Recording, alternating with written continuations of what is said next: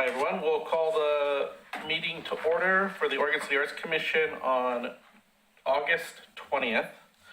Let's start off then with roll call. Ann, if you would. Amy Wilson. Here. Alexis Ingram. Here. Josh Planton. Here. Joyce Lemaster. Here. Kristen Naziri. Here. Myra Ravenwise. Here. Rebecca Sierra. Here.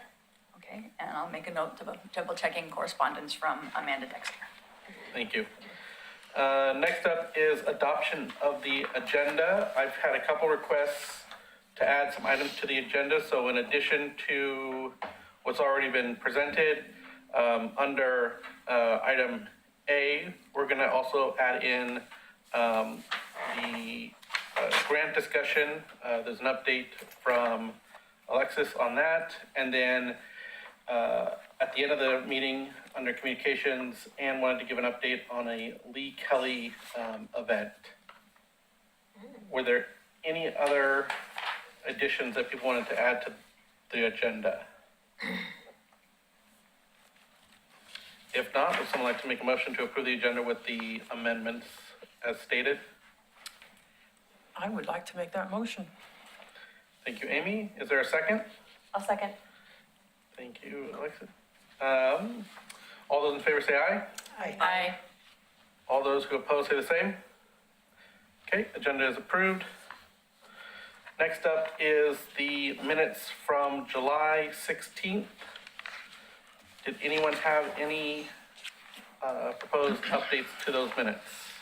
I have an update, please. Yeah.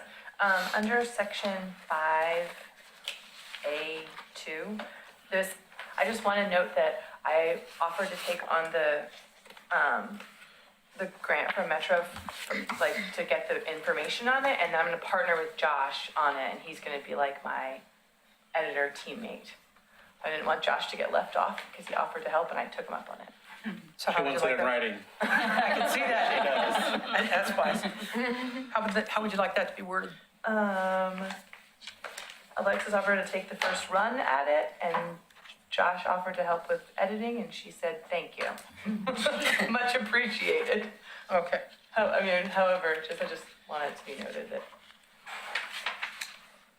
Good. Any other changes? I have a couple. At the top under call to order, it says called to order on May 21st. It should be July 16th. You're so picky. Well, then we're time traveling if we don't do it that way, and I'm not ready to be a trendsetter like that. And then on the motion for approving the mural, so 4B, I think it would be worth adding just before the word mural in that first sentence, the 615 High Street, just to clarify that that is the mural we're approving. And then after the word artist, I would say artist/owner meets all permitting requirements as designated by the building department as our condition. Just contacting them alone, I don't think was sufficient if they had to actually take any action, which they ended up needing to do. Oh, That. so walk me through this. So Amy motioned to approve the 615 High Street mural under the condition that the artist/owner meets all permitting requirements as designated by the building department. All permitting requirements as designated by the building department? Correct. Okay. And then on the motion on the second. Sorry, do I need to say to get approval to install the wings, or just we cut that out?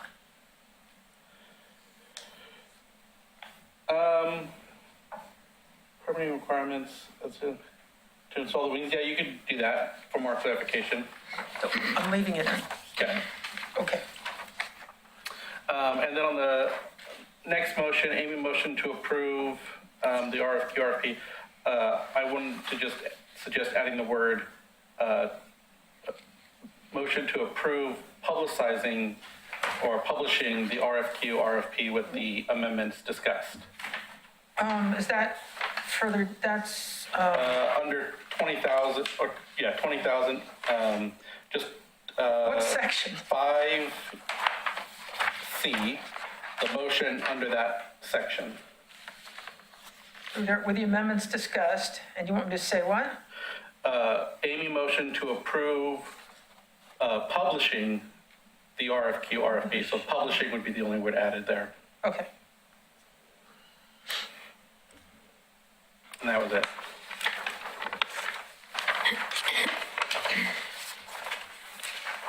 And if everyone's okay with those proposed amendments, does anyone want to make a motion to approve the minutes as amended? I'll make a motion to approve the minutes as amended. Thank you. Is there a second? I will second it. Thank you. All those in favor say aye. Aye. All those opposed say the same. Okay, we'll consider those approved. Public comment. Anne, any public comments that we received? None today. Okay, thank you. Okay, getting into discussion items then. First topic is under strength of the Oregon City Arts Commission Structural Foundation, QR code policy discussion. So I'll get started with kind of just giving some background here. So as some of you might recall, at the, I believe it was the April meeting where we were meeting with the artist and Tima from Soul Flags on the mural down on Railroad Avenue. The idea came up of, and the artist had done this else at other locations, was putting in some sort of QR code that would link to a web page that could be maintained, and the web page would include content about the art, so it could talk about the subject matter, the artist, the project itself, kind of the timeline and all that kind of stuff.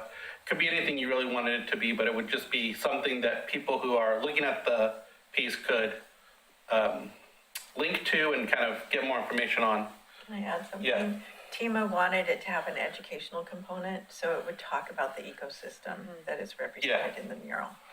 Yeah, so that was their proposal. At that meeting, we talked about the idea briefly, and we agreed that we'd want to try and talk to the city IT department to confirm if that was something that they would approve and how they would want that set up, just so that control of the content on a public art piece on an Oregon City wall could be properly maintained. Mike came back and said that essentially the city wants to maintain control, and that putting it on the Oregon City Arts Commission page would make the most sense to them versus a third-party site that maybe the artist or Soul Flags maintain. So at that time, we did create a link just in case they needed it when they were installing the mural, but they ended up not using that. So no QR code currently exists on the mural in any way, which gave us the opportunity now to come back to all of you and kind of discuss this a little bit further.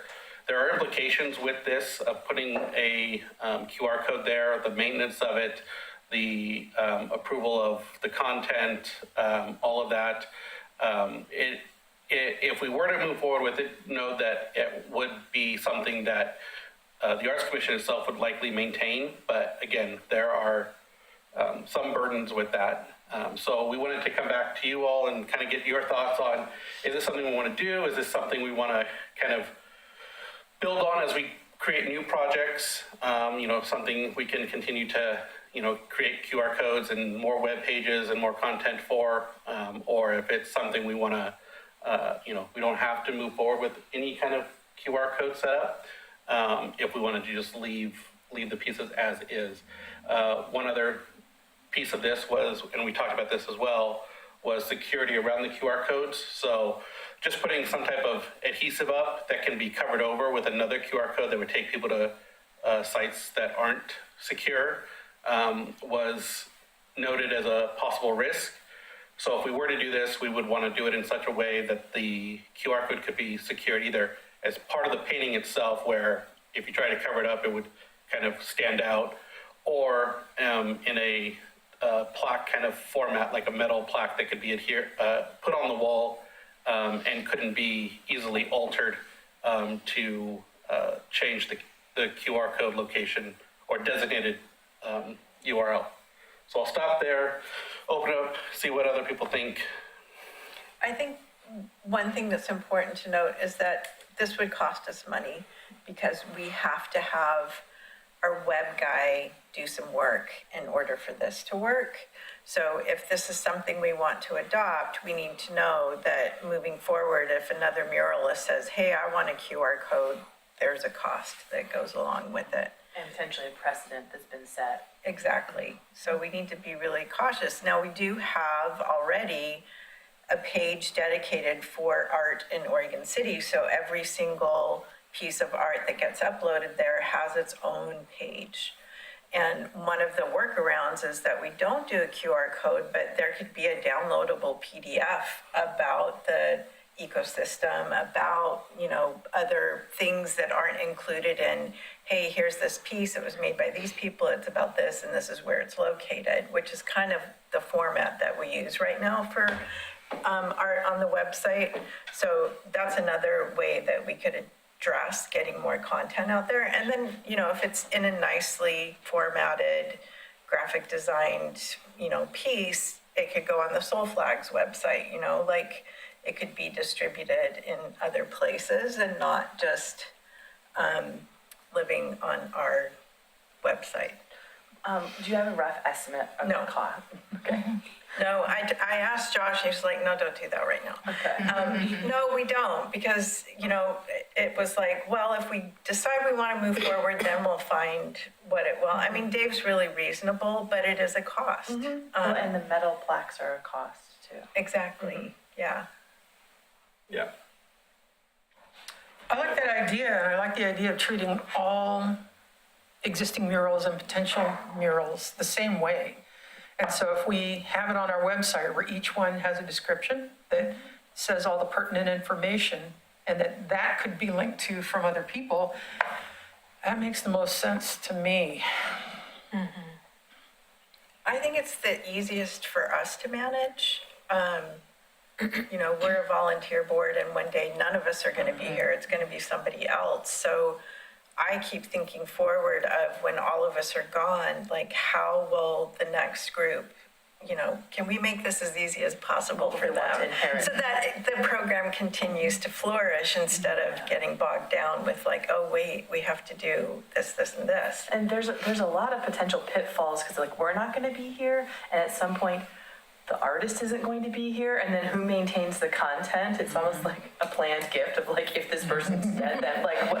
It becomes almost like a legal situation that you want to make sure to protect everyone's, Yeah. and that can get complex too. So what I personally would love to see is somebody lay out a really nice, attractive, document that had the extra content on it, because I know that educational component was really, really important to TIMA. And so they could write that up, they could put all that together, get that laid out, and then that could be, made available on our site, on their site, if they wanted to print them out, whatever. It would be a nice kind of proof of concept if they do it really well of what we can provide for muralists and artists. This is what we can offer, and they're passionate about it, and I think Anna was too. So I feel like if we told them what the parameters would be, that they would go forward on it. Just to clarify though too, so you're saying there wouldn't be any kind of QR code on the actual mural? Correct. It would just be if Soulflakes wanted to say, hey, we did this cool mural, here's a cool summary of the subject matter on the Oregon City Arts Commission website, and they just link to it. Yeah. Okay.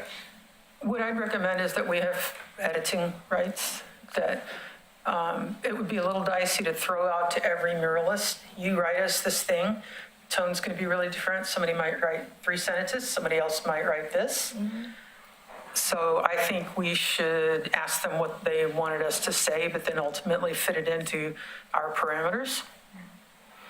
Well, so one other thing is that Anna has shared with us all of the content that she had planned to include on it, the information and research she had done on the animals and the plants and things like that.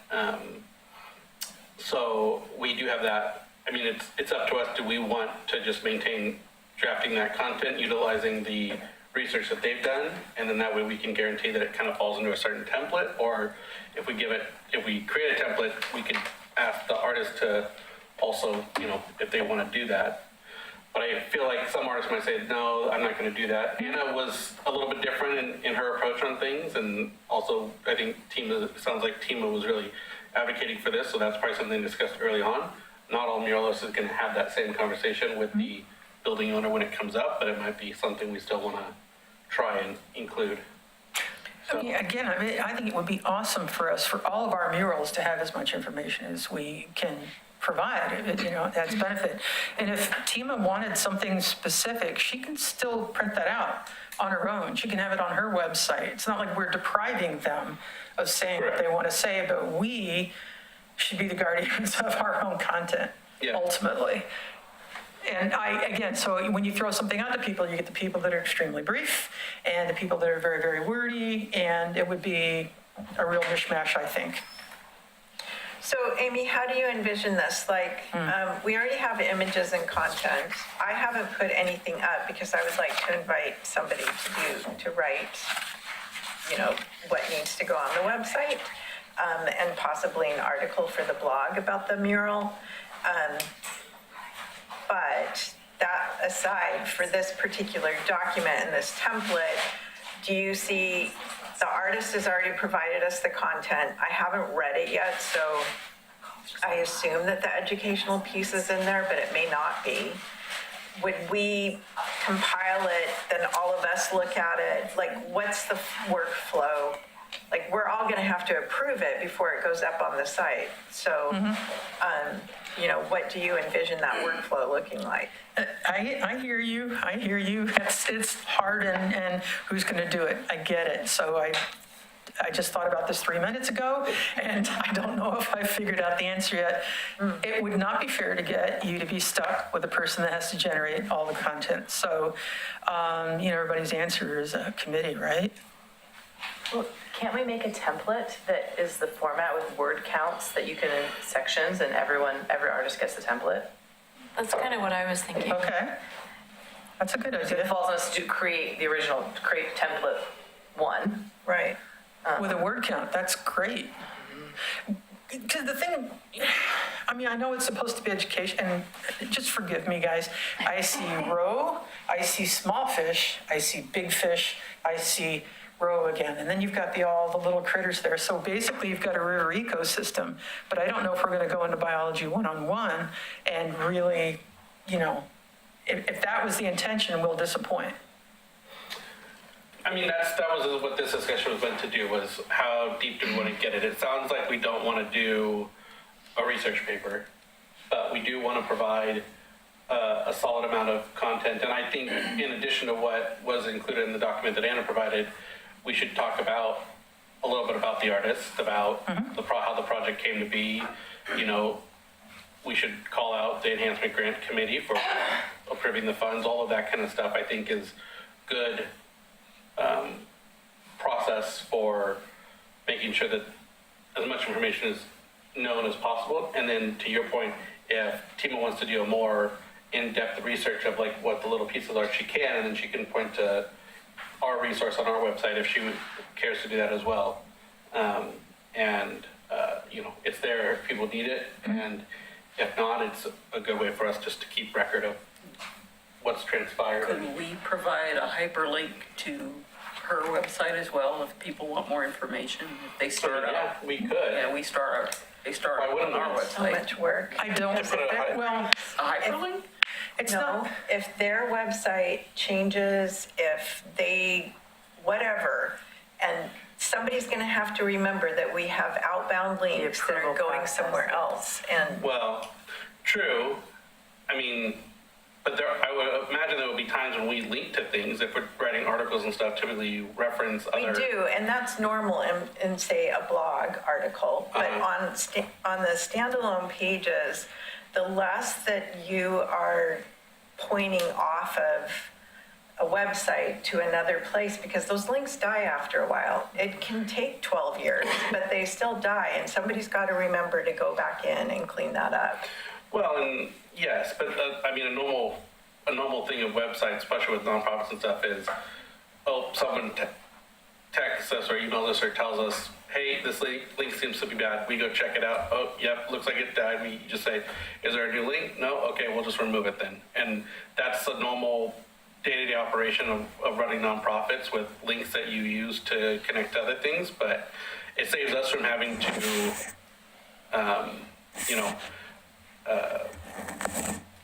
maintain that content ourselves. Because there could be really good things out there, like I think, for example, the Lamprey statute, if we wanted to point people towards the conservation efforts that all of the various organizations are making across the state on lamprey, or just if we want to just point to the ones doing it right here, you're going to have to, set those up and include them on there. And I think it's important information. Is there liability for us being under the umbrella of OC, and then we link to something, and then that link becomes Corrupted? problematic? Yeah. Well, but the city has links. That wouldn't be a liability because it's Yeah. an independent website. Yeah. Okay. Yeah.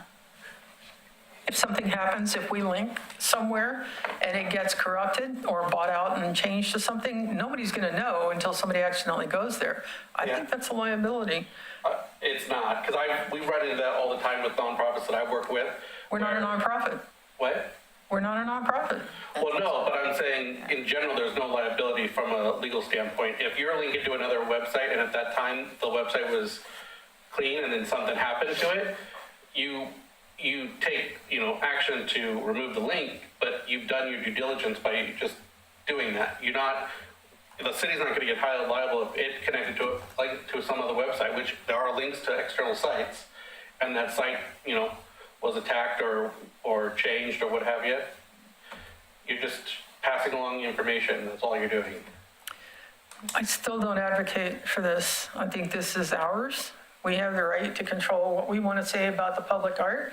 There might be other things that are interesting about it, but it ultimately is public art. And we can describe in our description, as much as we can, but I'm not in favor of linking, especially to other groups. So if we did some piece in the future with, say, the Parks Department, and we wanted to link to their site, you would be against that? And Parks is a city department. Okay, so let's You want it say, internal? Yeah, we're safe, we know it.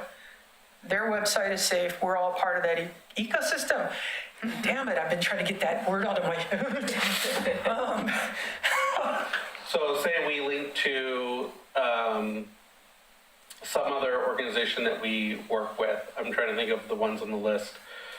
Say let's link to something that the Confederate Tribes of Grand Ronde put up, and then it gets corrupted. I mean, are we going to say, no, we don't want to put links to their site on our page if it's about their artists or about their work and stuff in Oregon City? I mean, I think we I can think complain. it's worth the risk to do it that way. And again, I don't think there's much risk at all to link to an external site. You just, when it comes up as a bad link, you just remove it, or you ask them, what is an updated link you want us to send this to? And if they say they don't reply, or they say we don't have one, then you just remove it. Yeah, it's part of maintenance. There's nothing you can create these days that doesn't require maintenance at some point in its existence. There is actually, not doing it. Well, and you just work in a silo, and I don't think that kind of embraces our efforts to be more partnership-driven organization. But again, I'm just one voice. I'm happy to go whatever way the group wants to go, but my thinking is having external links, we might limit them. We might not say we're going to connect to everything under the sun, but I don't see in principle, the issue with connecting to external sites. Any other thoughts? I think they're useful linking to another site, and I think if we maintain it, it's not that. Will you be the maintainer? Yeah, so that's the thing.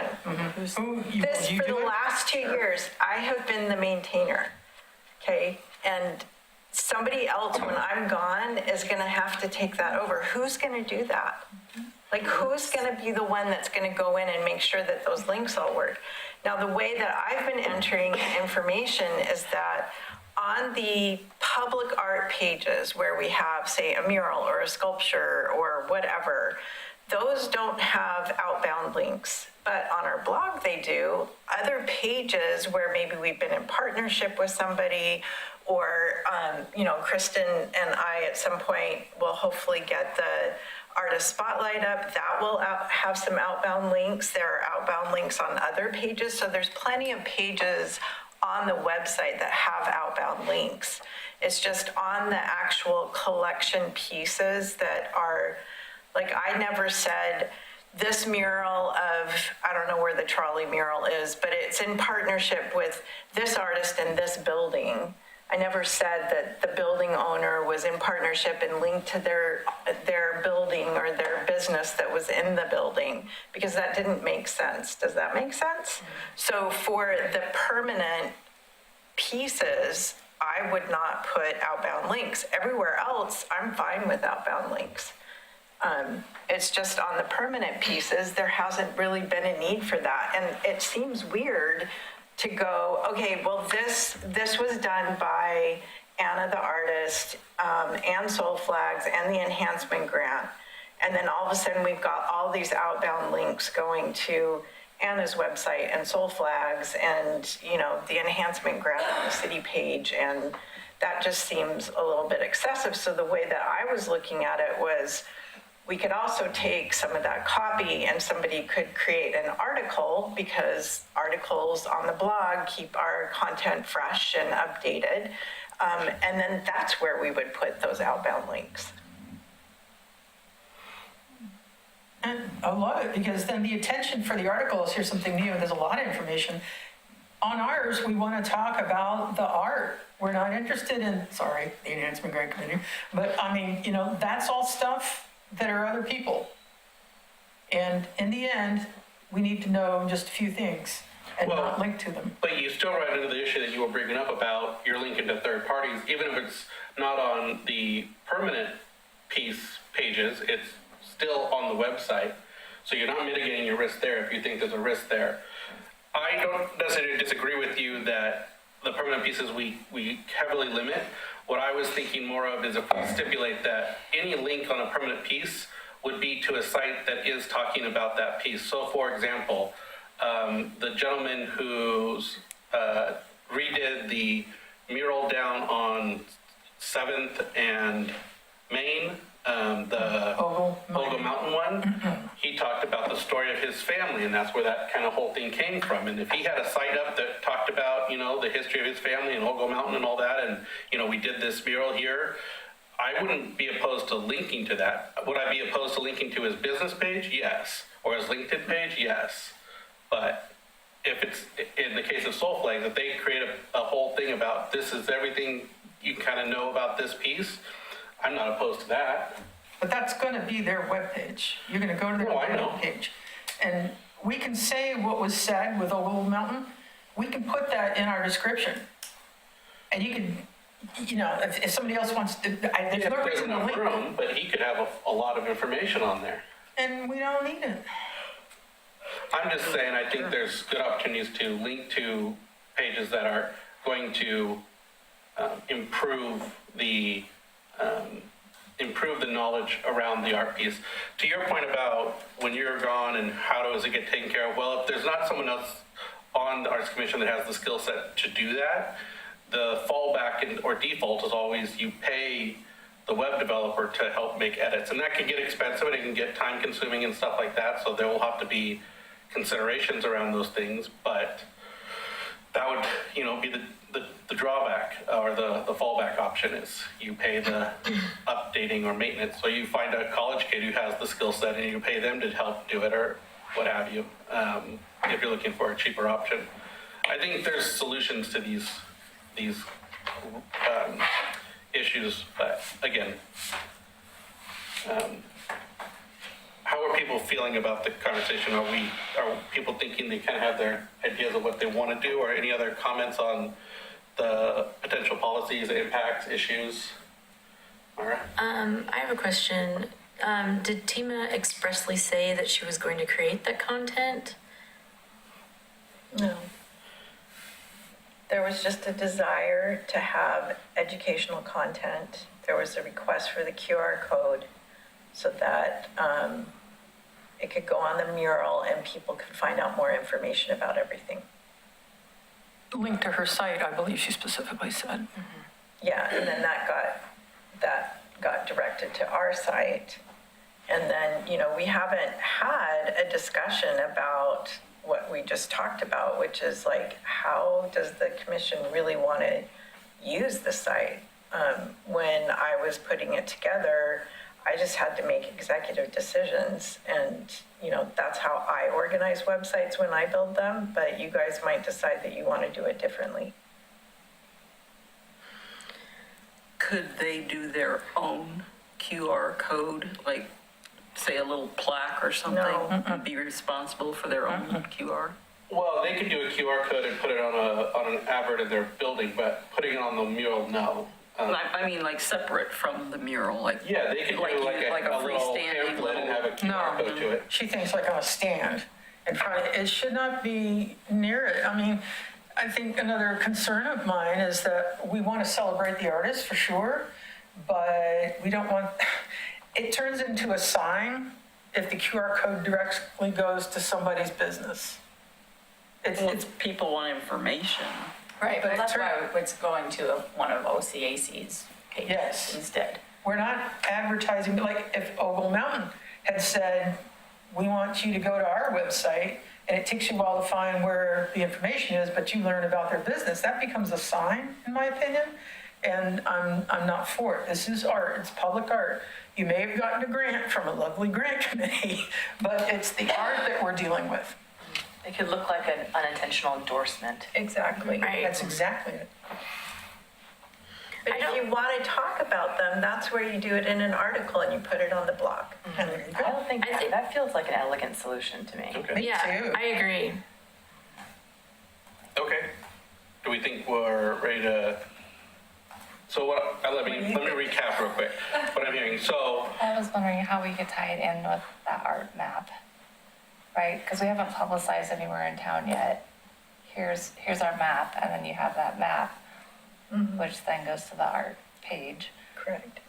And then in my head, since there's issues with the outside link, if you had like a resources page, like go check our resources, and that's just the bibliography or the index of reference. And then you just have one page to go check. And at the time of this writing, you know, this was the link. I don't know.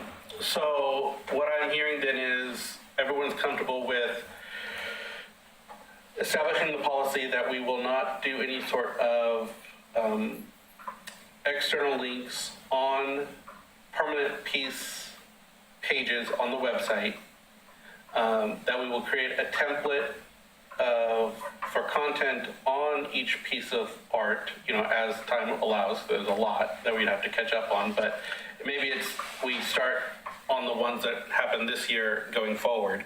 And then if we get to the point where we think we have the bandwidth to do more of the older ones, the grandfathered in ones, we can. And then, But for that, I feel like it's on the responsibility of the artist to provide the copy and the content about their piece. well, but 'Cause I'm unless that's a requirement we give them in the Application. application and guidelines, which I don't think you can really, I mean, you could ask them to do it, but I don't think you can really demand that they have it as part of the process. No, I think, so. But there does need to be a process, because related to this is the mural that Kathy just did. I have no photos and I have no copy. I have nothing about that to put on the website. Am I supposed to go track it down? How does it get to us? You know, like, is there something in the application phase or when they've been awarded phase that they agree within 6 weeks, I will provide you with photos, process photos, final photos, whatever. So it's kind of, you know, it's we're all figuring this out as we go along. Yeah. Which is kind of cool, because then we have like live case studies that we're doing this. And then, you know, over time it will smooth out. But that's related to that very thing, is I don't have anything. I I need to hire like a mural journalist. Right. Yeah, well, a suggestion, I guess, what you just said made me think of, we have the opportunity as the Arts Commission to meet with the artist when they submit their permit, or like, so perhaps that's the time when we could say, could you please provide us with, you know, the description, your advice, whatever we would like for them to provide. And I think every artist would be happy to do think that. so, So maybe too. we can just note to self, make that part of the conversation when they come for their permit application. Well, you could even put some of it in the application itself. You could Yeah. say, describe there. the piece, what are you, kind of more information there. And in terms of And then Kathy's, oh, sorry. images and stuff afterwards, yeah, we can either ask them to provide some, or we, again, can go find another vendor to take photos if we want, you know, a more professional, I should say more professional, but you know, a photographer style shot than a muralist style. And in terms of Kathy's piece, I'll just get that information. Thank you. And I'll update the RFQ template that we started with Oh, there adding you that go. in so that we've got it. Every time I feel like we should have this template, and then it gets modified as we go Right. through. And speaking of updating, like, we still haven't finished the whole mural application and web copy stuff. So at some point, I've made a note that that needs to be added to that. Because that could be easily inserted into the actual application. Like, I agree that I will provide, you know, at least this basic information when the piece is done. You also have to add something in there saying, I'm giving the city permission to reproduce Yeah, to use the what I photos. submitted. I Yeah, think we have that in there, but I'll check. okay. So, I know we have in there that they own the copyright, but I can't remember if we have reproduction rights. Yeah. I will check that, thank you. that's of the mural itself, but not necessarily the images. Okay. Well, it could be the images too, because if we do a blog post on it, right? Well, yeah, but I guess what I'm saying is that if, it shouldn't be too big of an issue if it's a public mural, it's gonna be in the public line of sight. It can show up in photos and stuff like that, but their photos, they might claim as a additional piece of art. So we wanna make sure that it's clear, like ownership, that we have the right to reuse those as we want. I was just thinking like in the application for the art festival, anything you submit, they're giving us permission to reuse that in our Yeah. publicity. Yeah. Will you send me what you're looking at? Thanks, then I can write it. So in addition to what I'm hearing, changes that we'll need to make to the application guidelines, RFQ, RFP pieces, we still need to have someone work on a template for the content itself that'll go on the website. Is anyone who is interested in doing that? So Kristen, you and I have committed ourselves to a long road ahead for getting an inventory of the art. Does it make sense to add this to our list or have it be separate? Sorry, inventory of the art? Yeah. Are you talking about the acquiring and the Ascension documents and all that? So the meat of it, which is huge, is going to be working with the data that we have, mostly from Kathy Rowe, but also from, was it Travel Oregon, they had the map or whatever, but everybody who's ever mentioned any kind of art, figuring out how to divide it up, because the public art that we all know and understand, like all of the murals and the elemental love and the things that we know we're going to be on that, we're going to be on a map. There's a lot of stuff in the library we don't know. Like, is that stuff that should be, and there, got me, there's a bunch of dead stuff. So I guess I'm losing the plot here, because what I understood tasked to be was putting together the policies and the procedures, not necessarily putting together the final like map and inventory stuff, since we already have some of that and we just need to go through it. But that wasn't part of the assignment as I understood it. Yeah, it is. How's it part of the assignment? You're building the policies first and then you have to then put your stuff through that process. All I can say is it's one thing. The big part of it right here is having something we can work with that we want to publish, how much of these are actually going to be on our website, how much are we going to acknowledge or dead, whatever. We don't know what we have. That's the big part of it. The first part of it is the acquisition. Now, how do we go about meeting with, I'm not sure. But if we wanted to acquire, what would that look like? And so working with the document that Nora Brodnicki has for CCC, like what's the acquisition policy? The third part at the end is deacquisition or deaccession. Whatever we decide, whatever process we can go in this, I wish Kelly Hart was here. I'll just talk to her over there. We will absolutely work with all of the departments, including you, very carefully to get all of that. So it's a three-piece thing, but the biggest part is, like I said, when I came on here, what's our art? We don't know. We need to know that. I get that, but what I'm trying to say is that it sounds like you're taking step 2 and step 1 at the same time, when all that was of the request was step 1, which is build the process.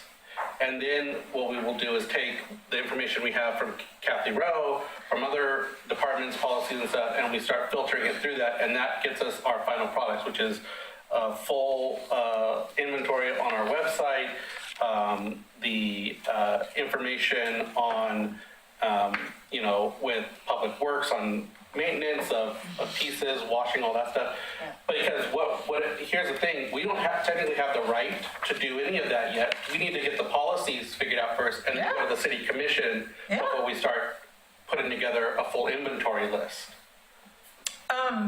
Yes, that's where, but you can't really pull them apart. And right now, you can, because it's the process, and then you filter the stuff through it. You're trying to build the product while you're building the machinery to build the product at the same time, and I don't know if that works correctly. And bypasses kind of, if for example, if the city commission comes back and says, no, we're not going to let you take over this role of managing the art, we'll give it to someone else. Mm-hmm. Then you've done double the work that you needed to do before you get the approval that you need to move to the second phase. I don't know where you're confused on this. Am I the only one confused by this? I see what you're saying. I see both. Yeah. Yeah. Somebody has got to be able to take all of that information and make something that makes a little sense. Not officially. I could see us digging through. Here's the dead pile. Here's the in the library pile. Here's what we have. Because right now it's a complete jumble. But I guess I just have a clarifying question. I feel that the art assessment that Kathy Rowe produced and then updated is our list of the public art. And we may decide that not everything on there meets this qualification, but I feel like we have a starting inventory. And that's what I was saying. But it's all jumbled. Mm-hmm. Like it's really important, dead. Yeah. Library, don't know if it's around. I didn't see it. Okay. So teasing it apart and say, here's what we know we can look at and that we know is going to be a map. Here are the things that say dead. What do we do with the dead? What do we do with the stuff that is not dead? You can actually see it, but do we want it? Because it's a wagon train of white people. I don't, whatever. And so doing that initial and then figuring out what the policy would be to acquire, what the policy would be to deaccession, we've got the information, and then everybody says, hell no, pioneers, out you go. And but I get what you're saying, but one, the inventory that Kathy Rowe did, again, that was based on the list that she received from the city, which was pulled from GIS. So it's not necessarily in order like we would like it to be or categorized like it could be potentially. It was an audit of our art in Oregon City. Where could she find things? What could she see? All of that. Mm-hmm. But taking that and running it through some type of process now before the process is finalized seems like, again, it's jumping the gun. And until we have a process and a proposal to give to the city council and say, this is why we need a program to make sure these things can be maintained and stuff and properly looked after. We can give some examples, of course, but, a few. If we did the whole thing and they still came back and said no, then you've added hours of work to your plate and you didn't need to. Somebody has to approach the two with some knowledge by saying, dear commission, I'm sorry, I'm really sorry. No, it's okay. But here's some dead things. We have to figure out how to do that. Here's some things that live in the basement in the library. What do you guys want? Somebody has to approach them with something that Well, makes sense. you say we know that there are things in the basement that have not seen the light of day in a long time. How do those things get How many? managed? What are they? I know there's a handful because we can look at the audit list that she has and you could say, okay, if you want to put numbers together, that's fine. But what I'm saying is that, Why do you not want me to do this, Josh? I'm sorry. no, I'm not saying I don't want you to do it. I'm trying to save you time by saying, take step 1 first and then come back and do step 2 later. I might be able to help. Let's try. Good luck. So when the DMO had me create the map, the art walk map, I had to do this very thing. So everything that's on the art walk map has been validated by Kathy and then also by me and by the DMO. So if Josh is saying create a system for the things that we know right now, like create the little flow of how things are going to come in and out of that, accession, maintenance, deaccession, all of that, with those things from the art walk map. Because we know that those things exist. We know they're there. We are telling people, go walk around and look at these things. So start with that, okay? And then I would create your next 2 buckets. We know it's around, but nobody sees it, and we've heard it's around, but nobody has seen it for a very long time. It could be dead. And then build those 2 little buckets. But start with the ones that actually have been run through now by several people. And then that way you can still do your run through and you can see that there's a program being built. Does that help? Well, and it's not just the program, it does help, but it's not just about the program being built, we have to get approval to do this program. We don't currently have the authority, and we learned that when we did the salmon bench and we tried to remove it from deaccession it. If we try and I think we got to be a little bit careful with the city commission. We don't want to look like we're jumping the gun on things. We want to take things systematically and show them, we've thought things through. What you're talking about, while I think that is like long-term our ambition, there's also other things at play here too, because there's work that Alexis is doing on the financial side that'll probably tie into some of this. There is going to be work on the website stuff and the mural process things that we're doing that'll tie into this. And if we go too far and too fast, then there's things that are going to be contingent upon each other that now have been settled in one area but not really thought out well in another. So why I'm saying take our time and do this systematically is these things will roll forward together, and it will make the whole thing a much smoother process long term. I mean, that's the 10,000 foot level, but Yeah. And I get what you're saying too. And I remember the conversation about like when you're thinking about can we de-accession the salmon bench? Right. That opened up the conversation. Well, who has the authority to say this is part of our public art collection or not? And that is still an open-ended question.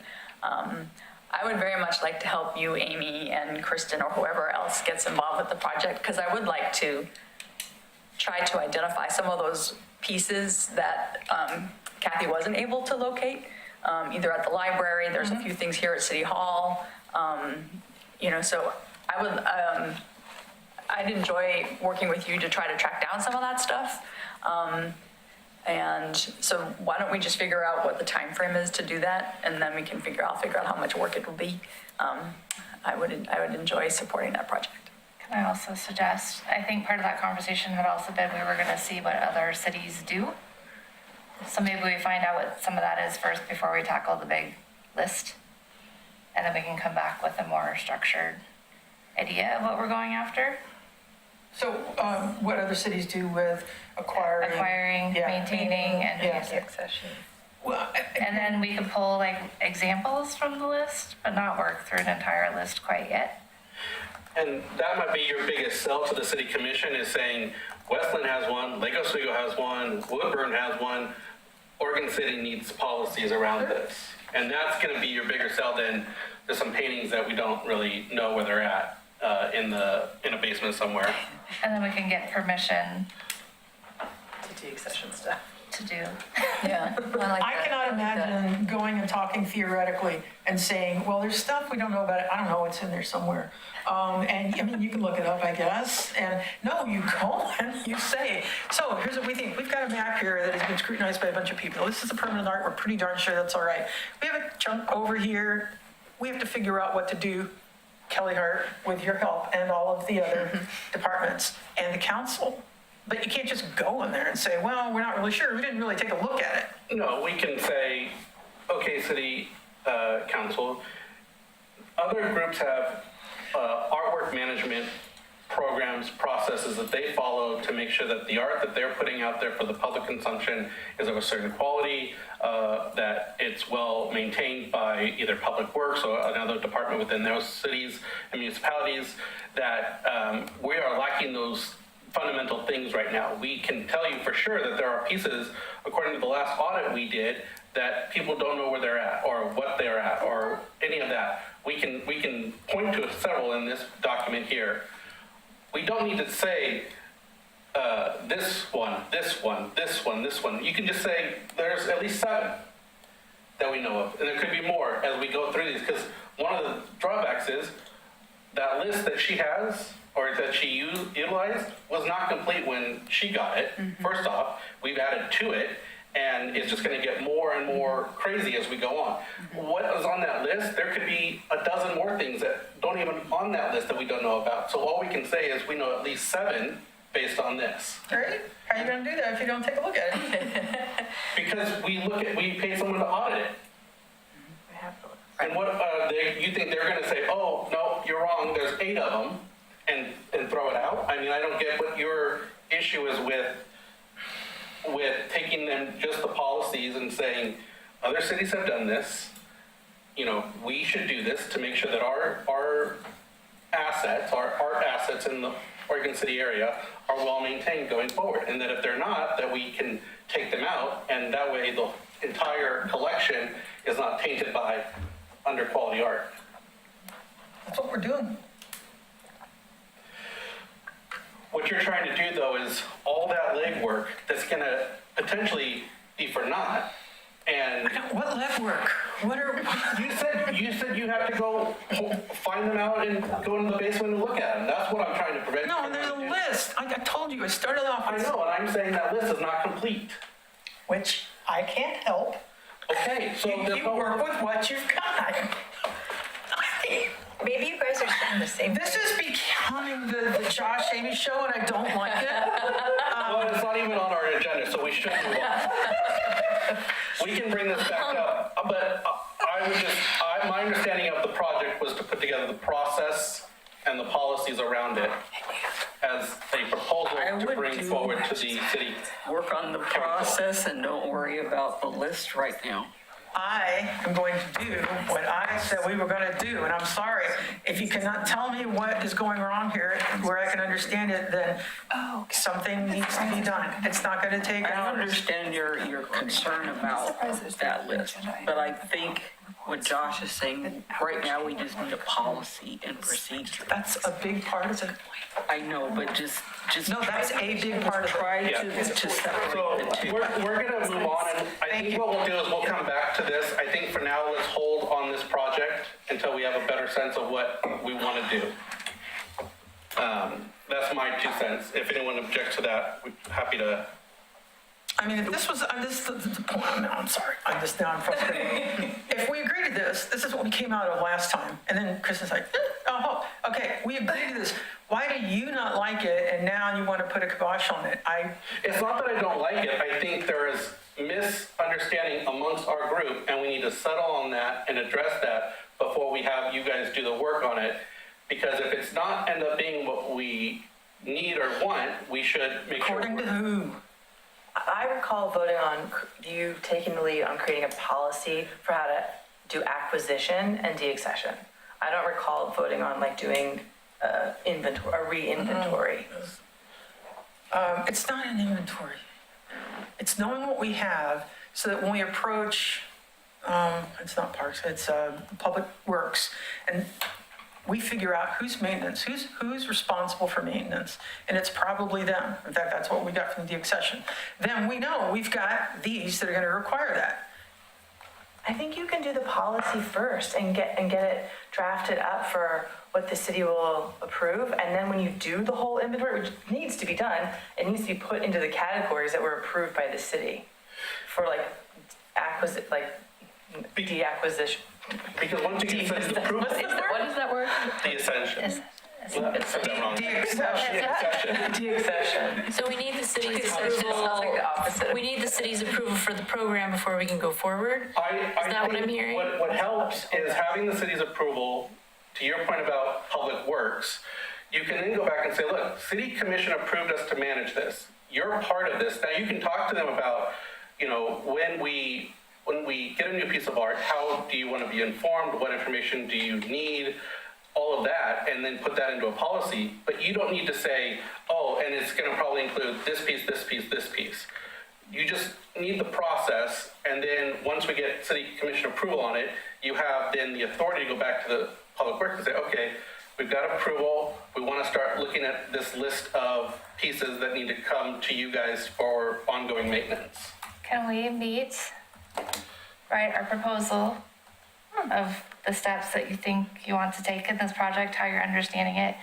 We can send it out and actually have it as an agenda item, and then we can discuss line by line which parts we actually need to do in that timeline, but in another discussion time.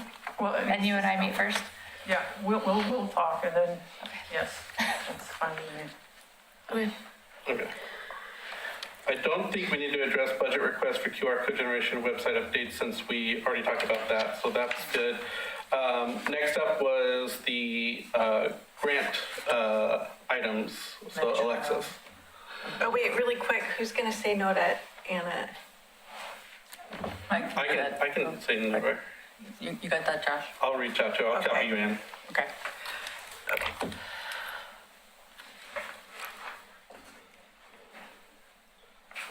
Okay, are we ready for my item? Yep. Okay. Last meeting, I volunteered to go look at the guidelines for the Metro Community Placemaking Grant and come back to y'all to share about what our options are so we can decide what project we want to put forth. So the grant, the portal, I love an online grant portal. The portal just opened on August 14th and it closes October 2nd. So we're right in the perfect window of time. The grant award amounts are between $5,000 and $15,000. So it's not a significant amount of funding. They're awarded in January and then we can't start activities until March. And it has to be spent by June 2028. So you got to kind of like a year-ish spending window on the not large grant, so I don't see that as a problem. It has to be within the urban growth boundary. When I looked at where we're at in Oregon City, there's some pockets that aren't within it, so we would have to see if we want to put forth something that's in that pocket. I can double check on the address. And then there's 5 objectives that they really want you to hit. And if you hit all 5, you're going to have the strongest proposal. So it's placemaking, community stability, which is the definition is people's connection to each other contributes to their wellness and ability to recover from hardship or oppression. So pretty heavy topics. That's a mountain to climb. Equity, partnerships, and then leadership, that people participate in the projects and the decisions that affect them. So those are the guidelines. The questions I have, likely for Anne, is who can apply? I think we would apply under Oregon City because it's either a 501c3 or an umbrella 501c3, or a public agency, institution, or tribe. Yeah, so Okay. it would be the city of Oregon City, and you guys would apply as the Arts Commission. Okay, so then the second question I have, technically, is does Oregon City have a login for the portal Tamilio, or can I create one? Or do I have, if it were under the city, are there guidelines for that? Those are like my technical questions for I Anne. think it's okay for you as a member of the Arts Commission to create it. Let's talk about it. And I'll share everything with you, the Yeah, but I think, password and I think everything. you're representing the Arts Commission, which is part of the city. Okay, because I went to do it, and then I was like, I don't know if I should do this with my Gmail email. Let me double check, because there may be other folks here at the city that have applied for some grants. So Okay. there may be an existing login, so I'll just It's try to. called Tremilio, Temilio, I'm T-E-M. trying to think, because we did receive a grant from Metro, the planning, so I'll see if it's the same portal. Okay, yeah, great. So that's kind of the guidelines for it. I wasn't able to look at what the questions are because I didn't log into the portal.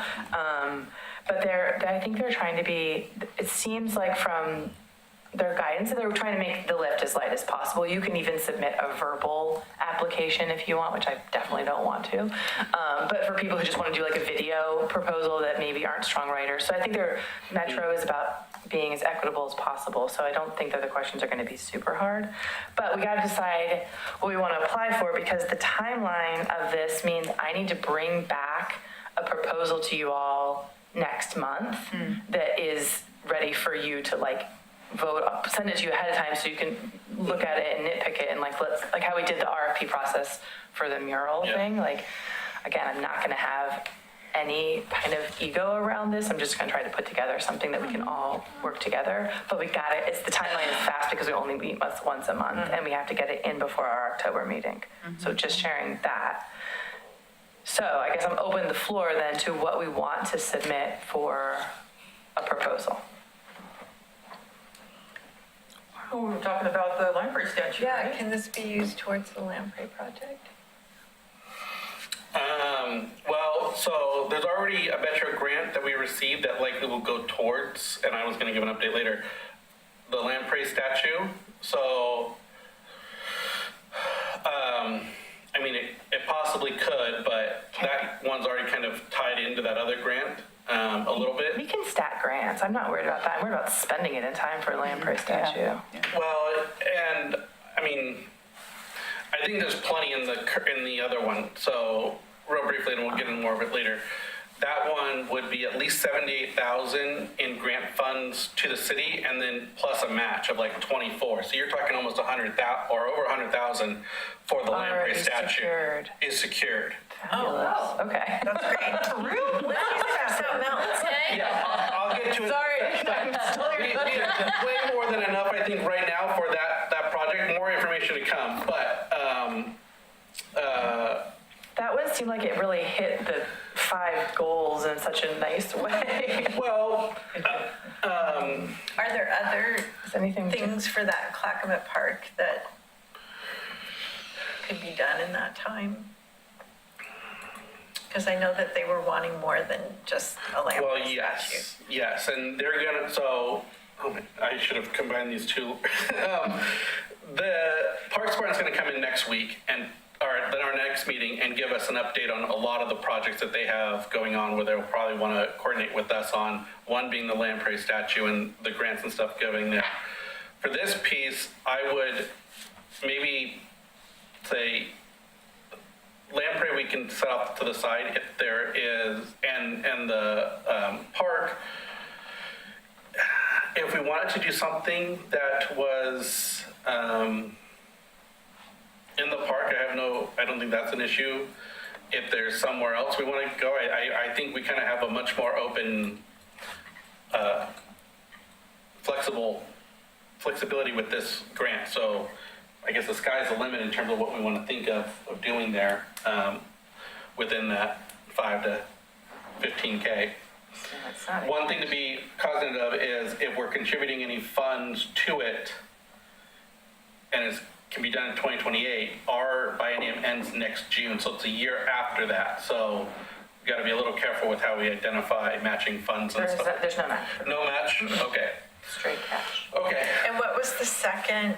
There was kind of a stipulation about the audience, like, The placemaking, there was the placemaking. community stability, people's connections to each other contribute to their wellness and ability to recover from hardship or oppression. That last one is a hard one because The I last feel word's a hard one. because I feel like people like public art brings people together and it brings community together. We saw how much it happened with the mural on Railroad and even people going by the one that Kathy just did on social media. So I was like, do we try to put it towards a mural, like, and talking about doing that? I could see us trying to talk about sharing Oregon, a different side of Oregon's history instead of the one that's been kind of glorified for the last, 50 or so years, like that would be So helpful. there is a group doing tours. I can't remember where they're at. They're tied to the library, and it talks about the like Black pioneers and stuff, and they do like tours and stuff. And maybe there's something we could add to that to enhance maybe some of that tour that they do around here to make it a placemaking kind of thing. Add a mural that would At a mural, it could be storytelling. like just place markers on the streets. We also talked about doing the poetry painted on the streets and stuff, and in the rain, which would be kind of cool. If we could almost do those in like around drainage, like things that the city puts in, and have like poetry and or something going in there. I like the idea of doing something kind of more functional that has artistic piece into it that people will use in their day-to-day lives.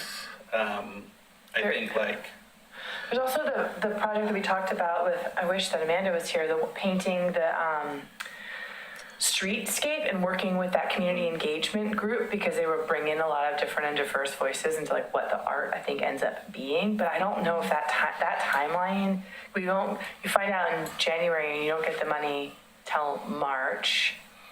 You can't start spending it till March. And then it has to be spent by the next June. I don't think that gives enough time to paint something and do the community engagement. Wait, you have March to June or March to June June of the next following? year. June the following next year, but we have to paint in July, August, my understanding Yeah. is, right? Well, or September, October. yeah, depends a I little just bit. don't know how long that community engagement process is that group does, that Amanda was Oh, I working. see. What is their name? Does anyone remember the name of that group? City project. Yeah, City Repair. Sorry. Yeah.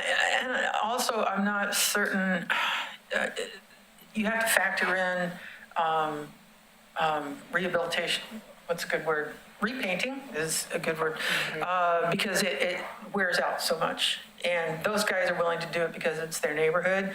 I don't know if it's the best long-term project for us. Okay. Like, once it's up on the wall, I think it's a little bit better We than. could still engage with city repair. Repair.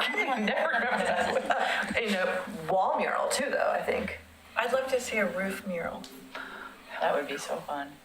Yeah, something, the roof you can see from the elevator, Yeah. would be amazing. And that's unique to Oregon City. No other city has that kind of ability to do that from the bluff overlooking. I know, but like, how does that help support people's feelings of recovery Right, from right, hardship and exactly. oppression?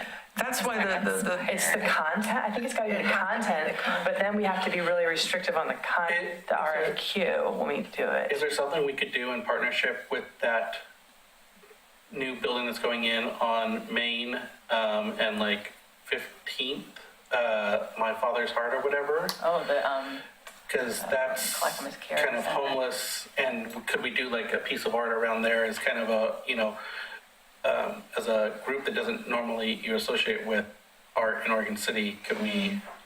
I remember back when they had the porta potties, and I'm not saying this would be what we do, but they had the porta potties and they were painted, and they had them out there for people who were homeless to utilize and just have a place to like, clean up a bit. Those got removed at some point, I can't remember, several years ago, but I always thought it was nice that at least they were not just a porta potty, but they were, decorated in some way to make them feel a little bit more special.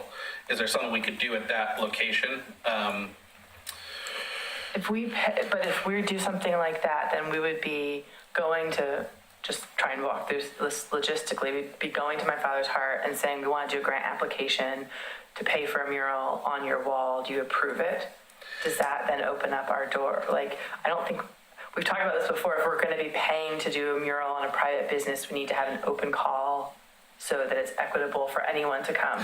Because we were going to do it on like the tavern. Well, we should look down there. It might not be necessarily that it has to go on their wall if there is some sort of public structure there that we could utilize. Well, they're bulldozing. I mean, I don't even think it's.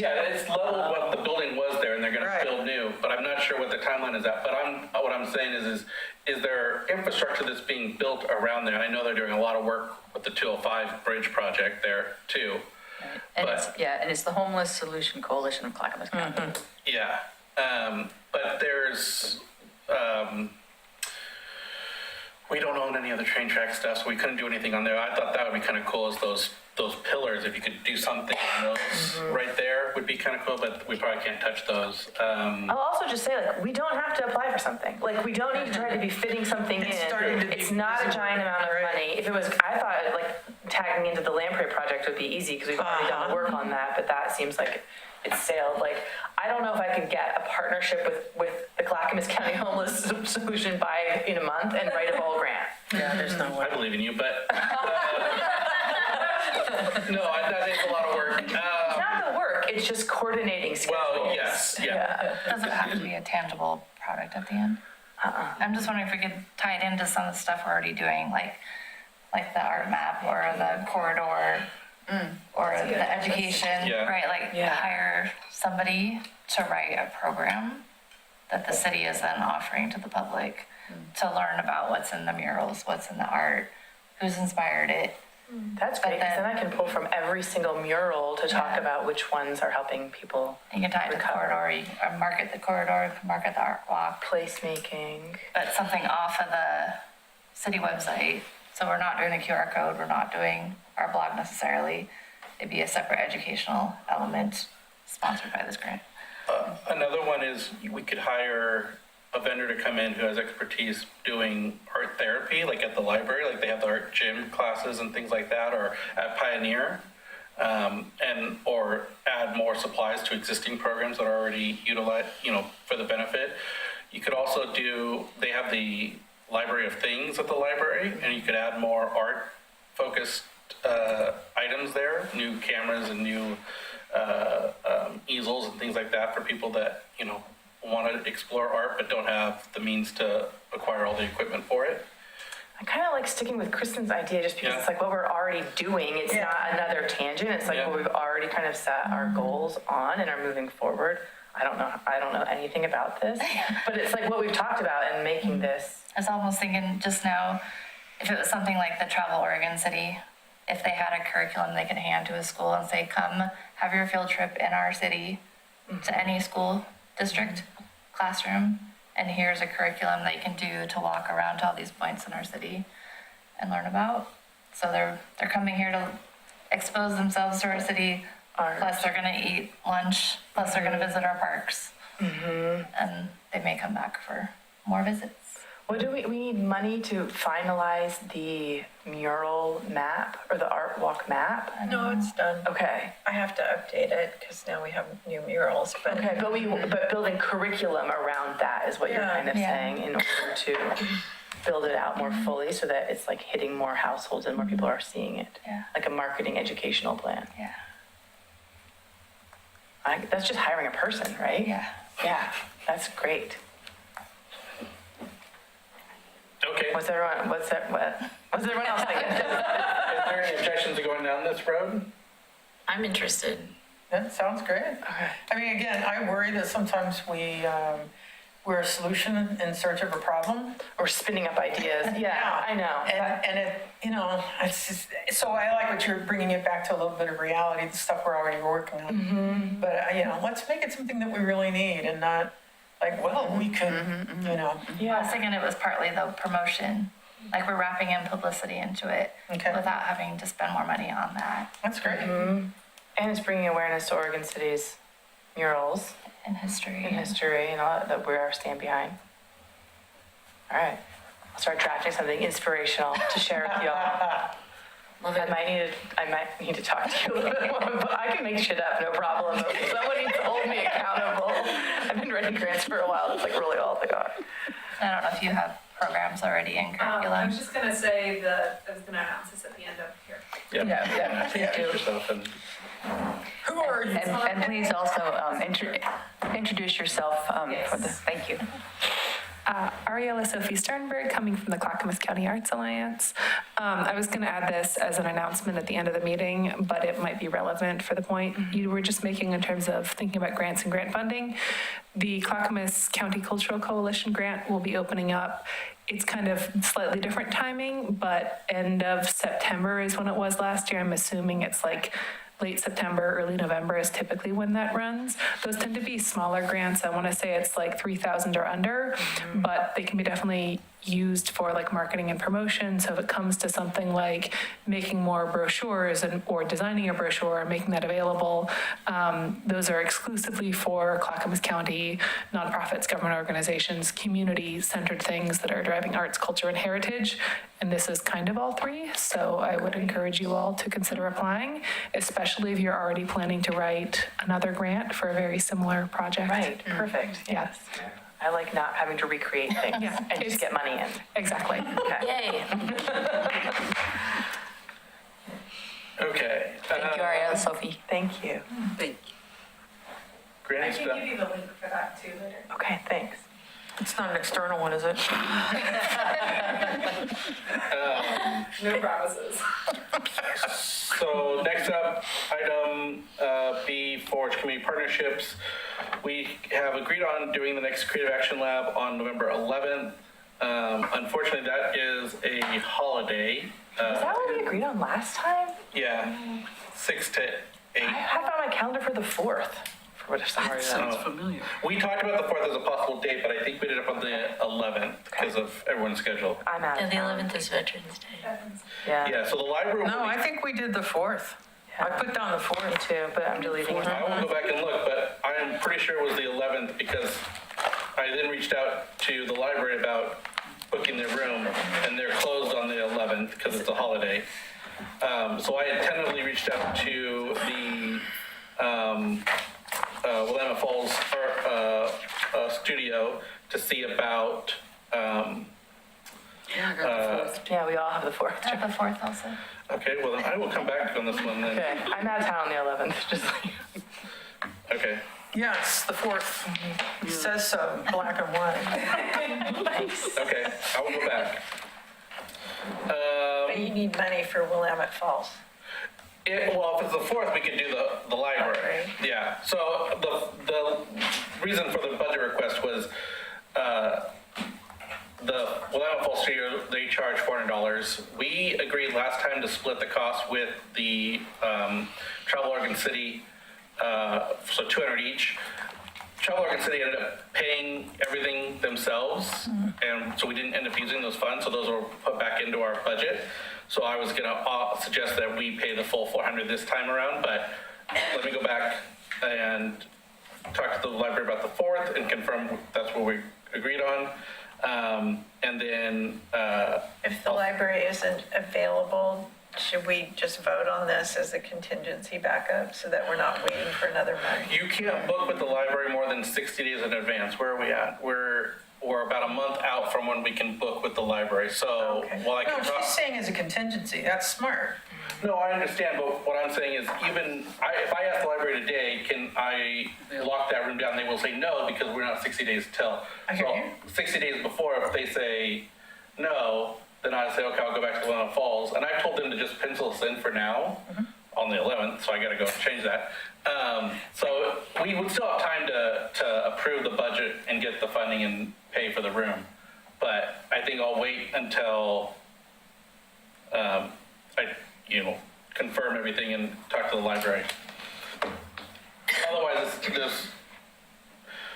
She's not doesn't, saying spend it, she's just saying that we No, I say, know. in the event, we have it where we don't have to worry. I mean, that's fine, it means we don't touch that funds and then we decide we wanted something else, but, okay. So is there a motion to approve contingent upon, final venue selection, a budget of $400 for the next Creative Action Lab happening in November.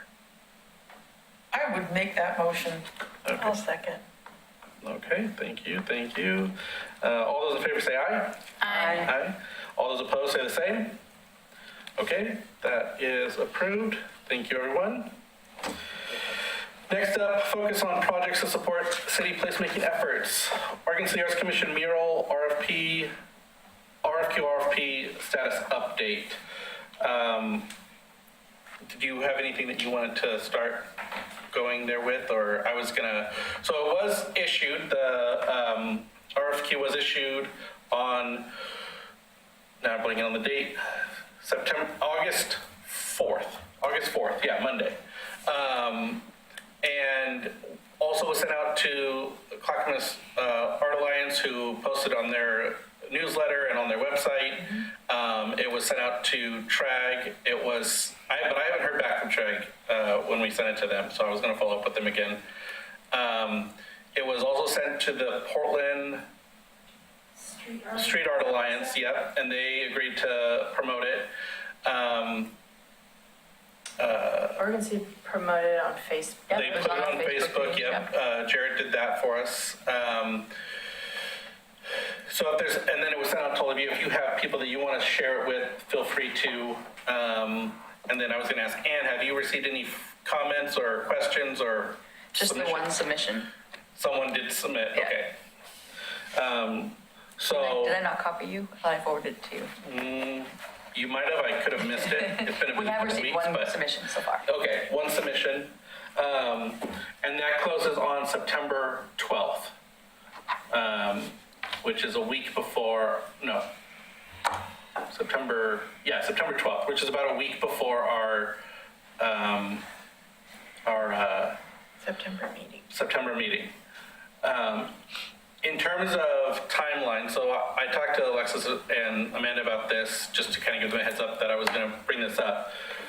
When we're looking at next steps, one of the things that we have to, I think, figure out first is how we're going to score these so that we don't have it be just arbitrary, that there's actually a little bit of a formula to it. So there was, in the original templates that Rebecca and Daria kind of put together for this, there was a template for scoring in there. My proposal is that we come back at our next meeting and review that and make sure that that looks good, and then we actually do the scoring.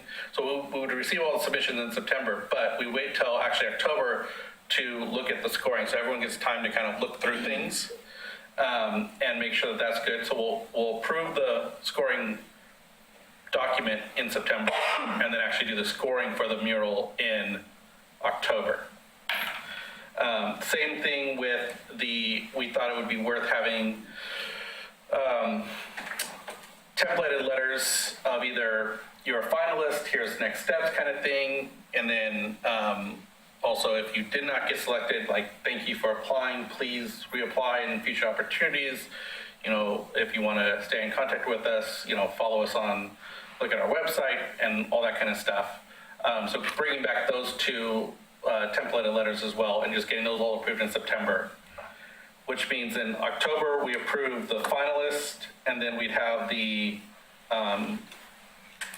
actual RFP responses looked at in November and selection of the artist then, and then in December we can start putting together our application that will go to the city council for the mural itself, along with complete, budget and everything like that we'll need to get from permitting and the surveying and all that. So Does that give enough time for the artists if we approve the RFQ in October and then we want them to submit and we vote on them in November? Does that give enough? I can't remember what we talked about for how much time we wanted to give the artists to create their full proposal. Because if we're going to vote in November, we're going to need some time beforehand to review it so that we can come prepared at the meeting to cast our votes. So that's only giving them like 3 weeks to put it together. Is that enough time? It's giving more than 3 weeks? Am I doing my math wrong? No, it's I don't think 3 weeks Oh, is okay. long enough. Yeah, I'm not a muralist. That's why I'm asking the question. Like, is it? okay, what would be a dedicated time that we would want to offer to complete the the final proposals. 4 weeks, 6 weeks? I mean, we gave them 6 weeks for the RFQ, right? I think 6 weeks. 6 weeks, okay. So then we would select the finalists in December, and then we'll get the application and everything approved by us to go to the city commission with in January.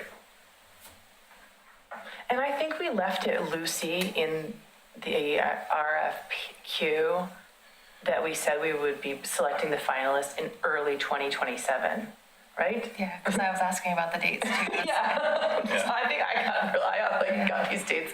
I was like deleting and moving dates all around this whole time on that thing. So I think that it gives us, I don't think we're violating what we've already put out there is what I'm saying. Okay. I agree. So that would be our timeline leading up to submission to the city council. Now, city council could take time to review this and decide on it. It could go really quick. It could be a couple months just based on what they have in terms of an agenda and priorities. But we do have some time because no one's going to actually start painting until at least end of May, probably June, just for weather concerns. But yeah, I think we still are good to go if we get everything, if we pick a finalist in December. So. Hey, Josh, I mean, you're not asking the city commission for additional funds beyond the budget that already exists, so. But they need to approve the application because we're the one paying for it. We can't approve because it. you're the one paying for it. Yeah. That's right. Okay, thank you. That was the step I was missing in my brain. Yeah.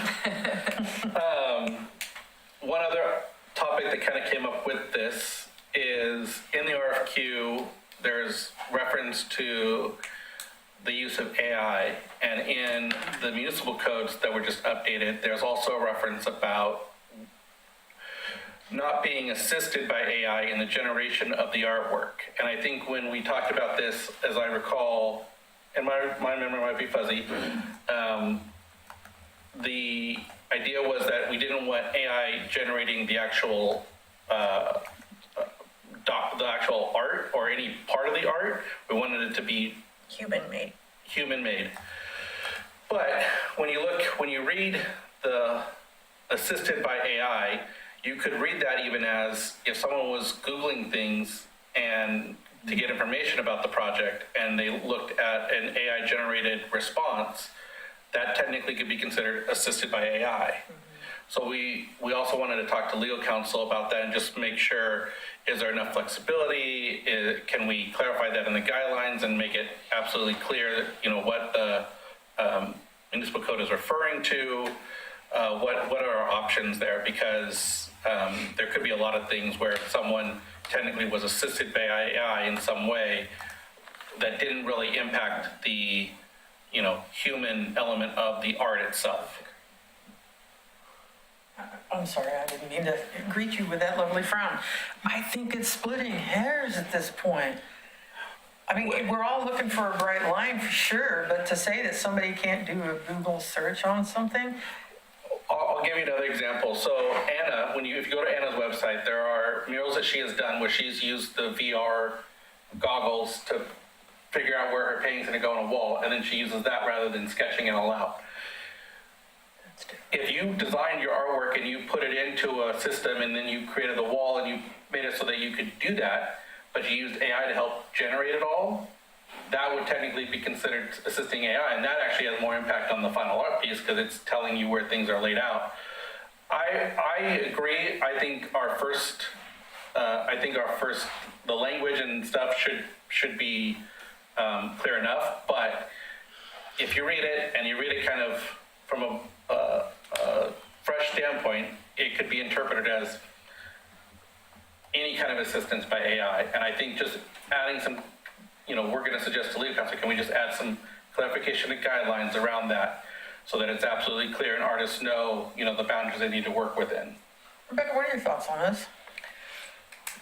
Well, I'm the one that brought it up. Okay. Because AI has changed so rapidly and people have become much more, let's just say, much more educated about what they're looking at now. And there was a really interesting case study I shared with Josh where this muralist had created 2 murals side by side. He's a great muralist. The one on the left was completely, the idea generation was based off of his work, but it was AI. So it had all of the things that AI usually, reflections and flowers and gradients and a pretty lady head. And then they had his piece. People absolutely hated that piece. Even though he made it. The AI one or his? The AI one. The AI one. He said, I felt like I was just a human printer when he was painting it, and it was very well executed. It's on YouTube. It's an amazing, it's great. It's really fun to watch. And then there's his piece, and everybody loved his piece. And, like I said, the technology's changing. The way that we're all engaging with it is changing so fast. Like when we wrote that code earlier in the year, AI was a very different beast than what it's turning into now. So there was some, as I was looking at, what was I even working on? I can't even remember. You were working on the mural guidelines stuff because we were doing something. But anyway, it came up because there was the mural guideline stuff. And in the guidelines, it says no use of AI at all. And Josh was the one that said, well, what if you pull up a Google search? Because everything is AI unless you know how to turn that off. Does that qualify? And that I don't know. I have no idea. Can we use it as a reference? Don't know. We use photographs as references. Exactly. Yeah, I think our intention versus where the technology is now have kind of unaligned, and we just want to put some guidelines in there just for the artist's sake, because an artist might look at that and be like, okay, I can't do anything AI, but Googling something and taking a reference link from a AI response, I don't consider as a negative. If that's what they do to get some more information about Oregon City, about a particular topic, okay. It's taking AI and saying, put these things and create for me an image that I can then use either to build on for a mural or use as my mural kind of thing. That's what we were trying to avoid. So trying to avoid something that's solely AI generated. Yeah. Just phrase it like that. I just, as an artist, which I don't do murals, but if I did, I don't think I'd think twice. If Well- I Googled references, I would know that they're saying, because artists know, we all know what everybody's mad at with AI. And we all know that it's not that we're asking questions. Who do we have to? I know, but as a governing body, we have to be very clear about either we follow the code or we don't follow the code. And if it's vague, we have to get clarification. And I will say that the whole sentence is like not using AI generated art or art assisted, stuff. So it does state like the art AI generated, which most people would assume is just the images, right? But AI assisted adds a little bit of twist to it where it's like, okay, what does that all include? Because they've separated them for some reason.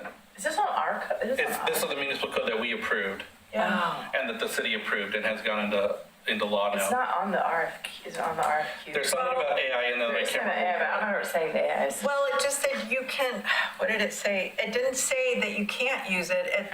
It said Yeah. you could, basically the RFQ said you could use it, but you have to disclose that you've used it. Whereas our code says you cannot use it. And so we have to make sure that whatever we're putting out follows the code. Yeah. And so that's where, if legal comes back and says, absolutely, that means don't touch AI. If you're going to submit art to Oregon City for an opportunity, then what we would need to do is just make sure that we send a letter out to anybody who's applied and say, hey, just an update. The RFQ said this, the code says this, please do not use AI. That's all that we have to do, but that's what we're saying is like, we got to talk to legal. We have to figure Yeah, that out. and And then we have to keep that in mind moving forward. The answer could be very simple and say, add some extra verbiage in the guidelines and you'll be fine. You have flexibility. It's not flat out no based on the code language. And that would be the best scenario. If there's more, then we'll have to take those steps. But that was just something that came up when we were looking at all of it. So. And it felt like it was important enough that we needed to discuss it with the board and not like try and figure it out on our own. Yeah. So my proposal would be for myself, Ann, and Rebecca to reach out to legal counsel and just get clarification on that point, write up our question to them clearly, and then have them address it and see what they say back. If Sounds anyone's opposed or questions on Does that answer your question, Amy? It does. I wanted, yeah. To me, I don't know that it's a big deal, but if you do as an artist, then that matters. Yeah.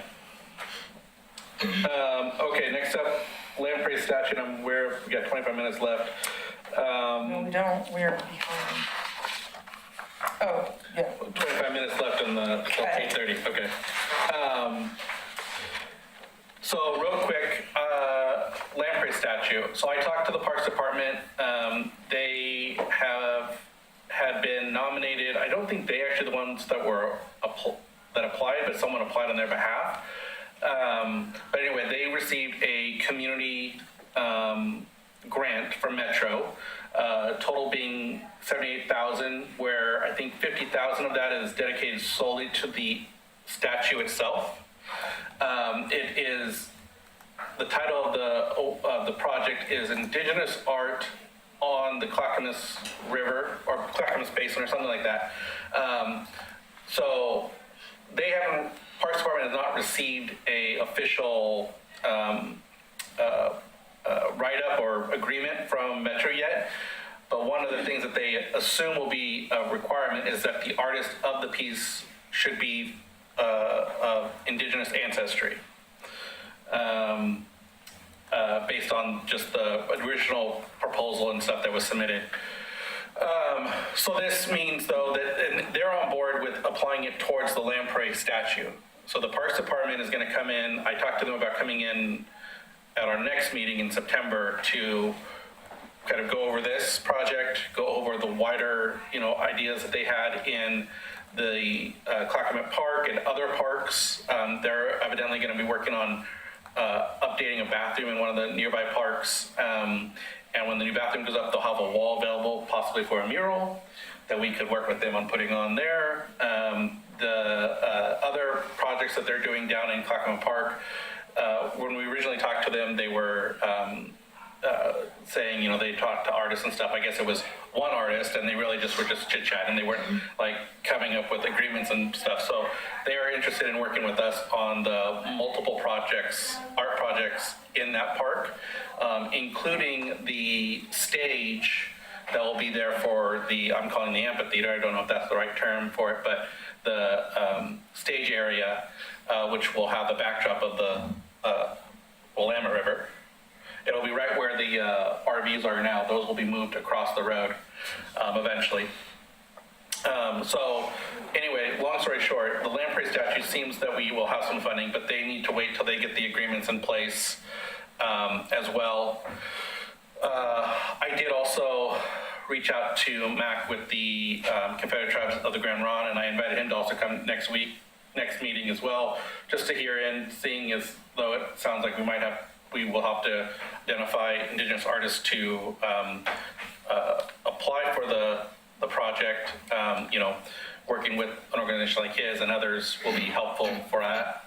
So wanting him just to get, hear the information up front from the head of, or from Thomas at the Parks Department. So yeah, that's where it stands.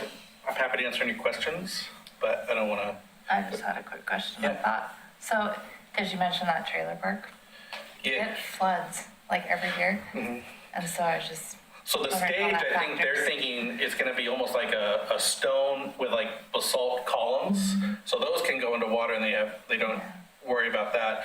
The pieces that are put down there, that will have to be a consideration, because yes, those can easily go into water, which is why something durable that'll last and probably strong enough to take a log hitting it every once in a while. Mm-hmm. Otherwise, we'll have to create some type of airbag deployment that goes around it to protect it, which could be costly. So. But is that the area that then they're considering for the sculpture and not somewhere else? In the proposal, the Metro put on the map of Clackamas Park just a dot somewhere random for the art. It was not where they intended it to be. Where we were talking about over by what will be one of two boat ramps off of the Clackamas River, because right there in that area is where the Lamprey breed. And it's one of the largest in the country, I think. At the north end of the park. Yeah, just before you get to the Willamette River or the mouth of the Clackamas. So, yeah. So yeah, there's more information to come next week, but I wanted them to get in here and just start going over things because they have lots of different things going on where we could possibly tie in for future projects, future grants, all that kind of stuff. So, That's cool. It's exciting. yeah. Any other questions on Lamprey statue? Okay. Next up is enhance regional awareness and brand, propose updates to the vision statement. So you guys have a copy of just some of the places that I went to look for examples of what people have for their vision statements. Ours was pretty lengthy. I think people are really getting them a lot more condensed. So my vision, or not my vision, sorry, my draft basically is the one that's up front. I am in favor of short and sweet, and here is what we do. Not that we are going to solve all the world's problems, because art, does all of this stuff. And so I really liked the ones that were specific about what they did. And you can read some of them. So your idea is that this statement at the top, this paragraph at the top will replace this third paragraph down, the vision. If I had it my way, because we still don't know what Art for Every Heart is. We don't.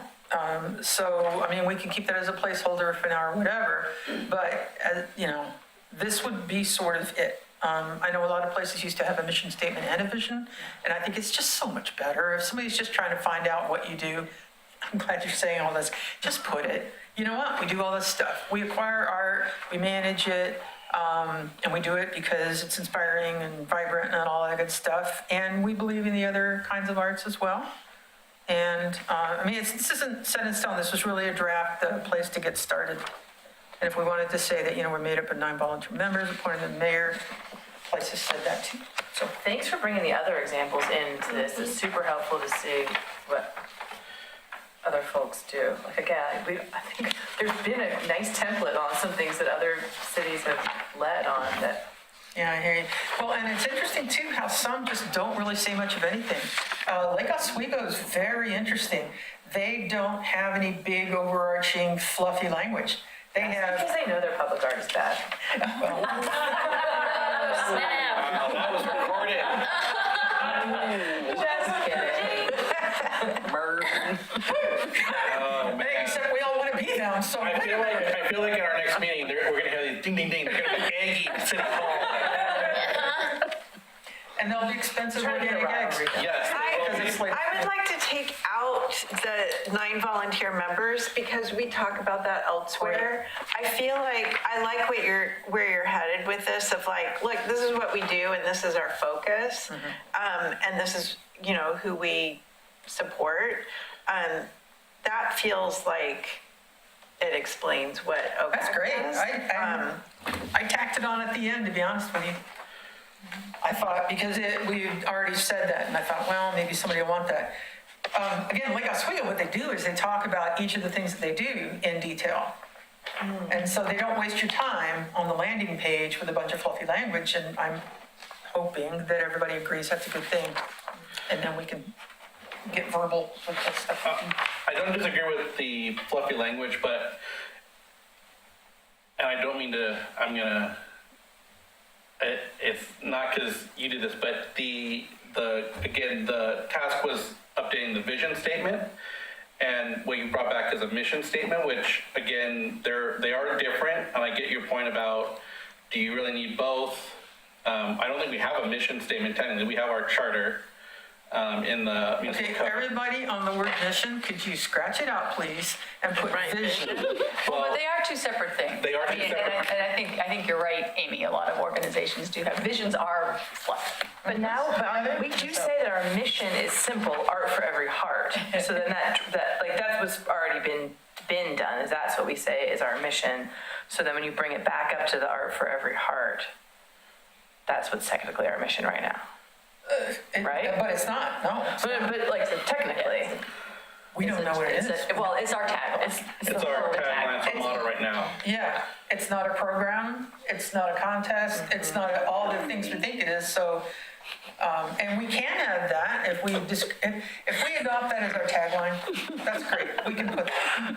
But right now, I don't know what word you'd prefer, Josh, but this is just, I would like to collapse the two, have something very simple up front, and put all of our attention and words to the actual things that we're doing. Well, and the differences between a mission statement and a vision statement is mission will tell you what we do. Vision statement will tell you what do we want to become. What is our future look versus our present destination, our present place. So the only reason I'm pushing on this is because the strategy document clearly states vision statement, and so going and changing course and going back to a mission statement that talks about, basically summarizes what our charter states is not really was the intent of that strategy goal.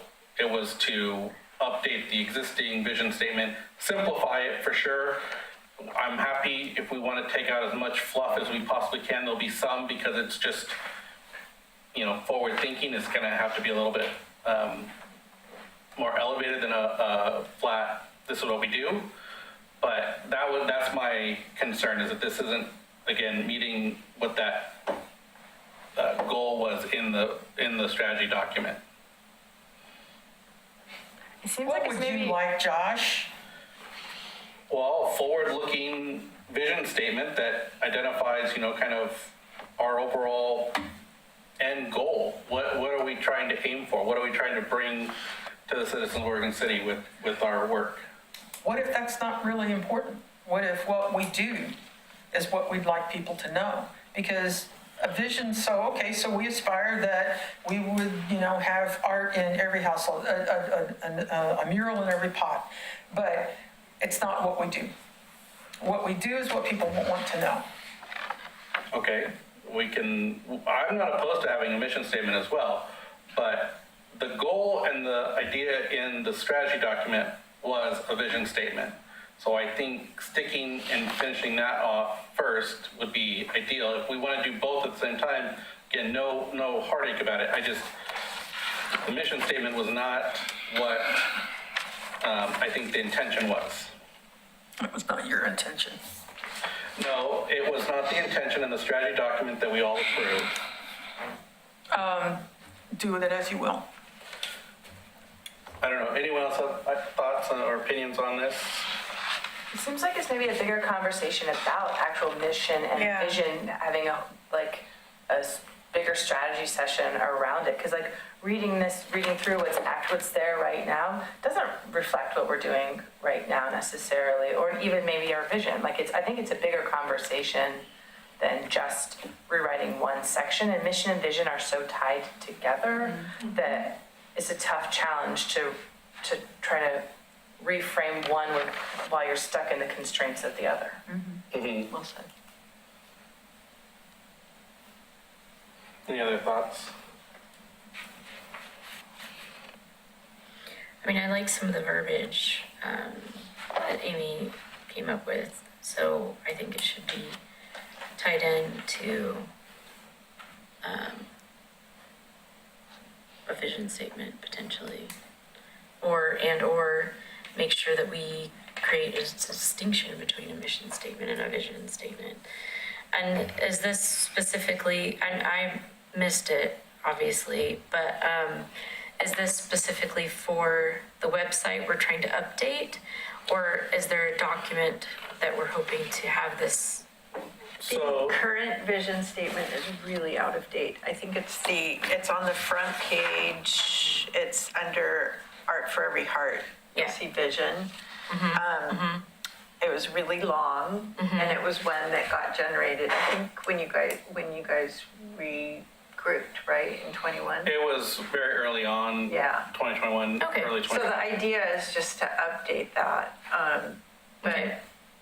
I think, what would be kind of cool is to come back next month or, like, Josh, what's an example? So I like how Amy has these examples here. And the one that kind of looks like it's the hybrid is Mechanicville, New York at the end. They've got, here's what we do, and then here's our goals, which is basically our vision moving forward. This is where we want to be pointing.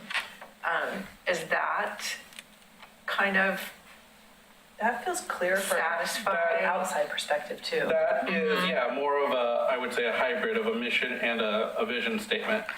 And so maybe what we could do is take what Amy's started with, which I agree is really important so that people understand what the heck we're doing, and then add on to it, which is in our strategic document, what our goals are.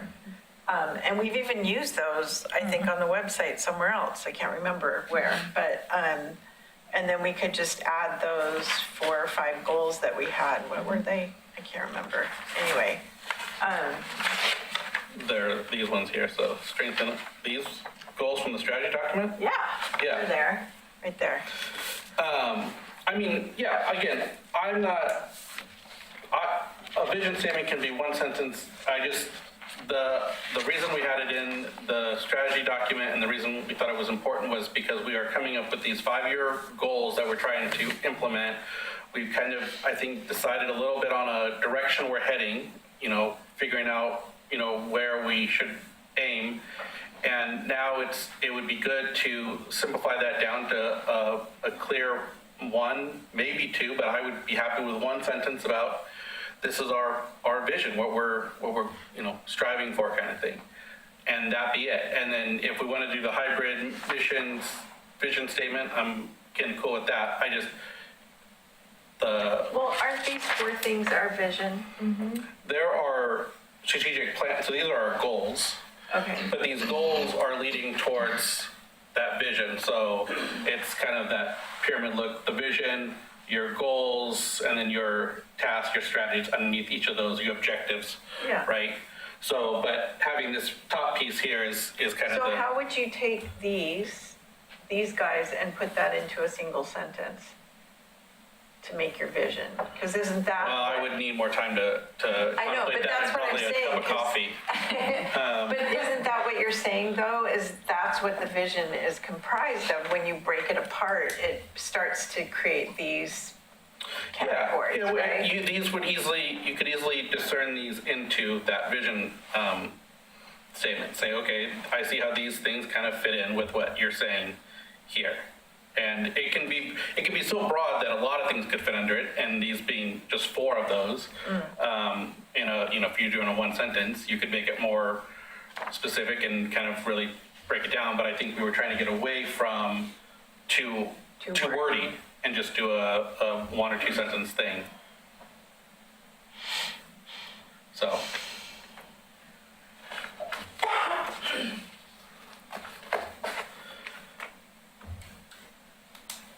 Just my thoughts, but happy to hear others have.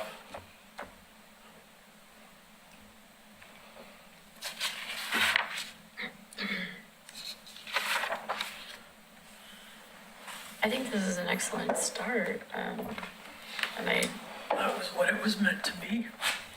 It's hard to raise your hand and get a start going. yeah, That gets torpedoed like that.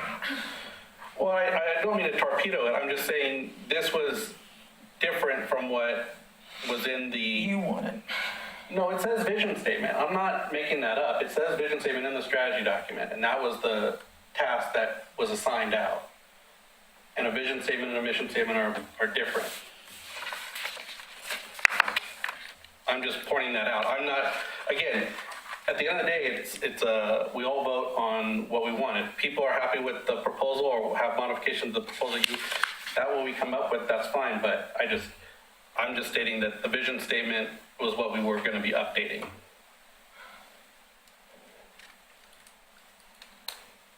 I would just say that we would take a good chunk of the proposal and then tweak it just a little bit to with the goals of the strategy document in mind, so that it's forward looking and keeping it succinct like it currently is. So I think this is a great start. Other thoughts?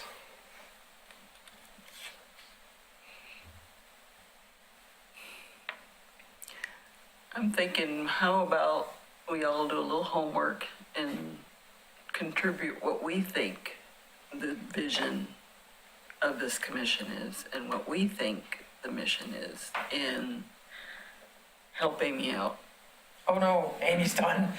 Well, Oh no, Amy's out of here. I'm sorry. okay, without Amy. Would anyone be comfortable with me taking a look at it? Sure. Because I have some thoughts, but I can't If you, come up with I mean, it's everything great. right now. It was a draft meant to be built on, so Okay. yes.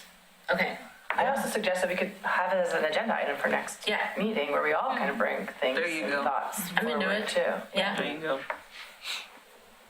Sounds good. So which one are, So if you want to take first crack at taking what Amy's worked on here and updating it, based on your own research, others can work offline on kind of looking at other ones that they like, and then we can bring those ideas back and talk through those at the next meeting.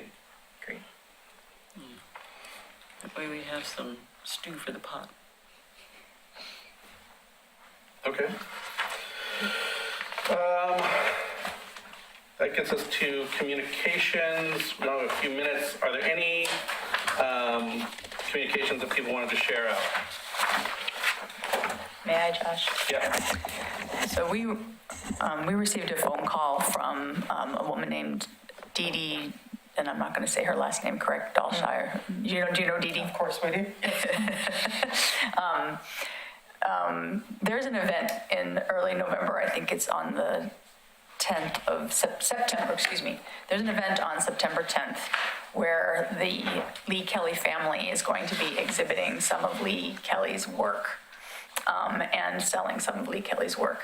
She reached out and she's in communication with the family and is saying that she would like to give the Arts Commission the opportunity to come and review the work privately before that public event. So if we can organize a time, if people are interested, then we can organize a time and go some afternoon or evening before the September.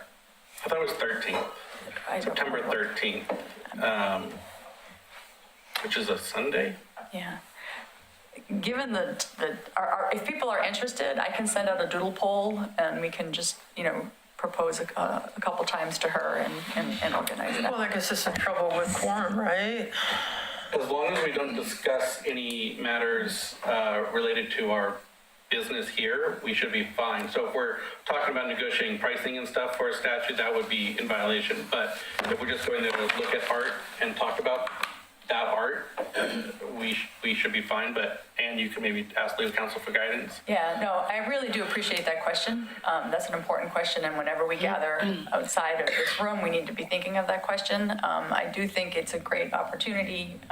It's fantastic. So I think we can monitor ourselves accordingly. Well, I think Kristen has already visited and was our initial contact when we were working on. So my in-between has moved to Ireland, Oh, and I have texted Cassandra a couple times and not heard back. okay. So I'm not counting on that response. So this would be a good way to reconnect. I guess did they say what the purpose was? Was it just to say we could come out and see her, or was it for the purpose of a possible acquisition in the future? Did they say? No, she wasn't specific about that. I mean, I think she's looking for ways to promote Lee Kelly's art and just raise his profile as an Oregon City artist, and looking to the Arts Commission as a partner to do that. So this would be a great place to do that bio. Yeah. So She didn't specifically ask about acquisition at all. I mean, she did mention that they're talking to Clackamas Community College, Yeah.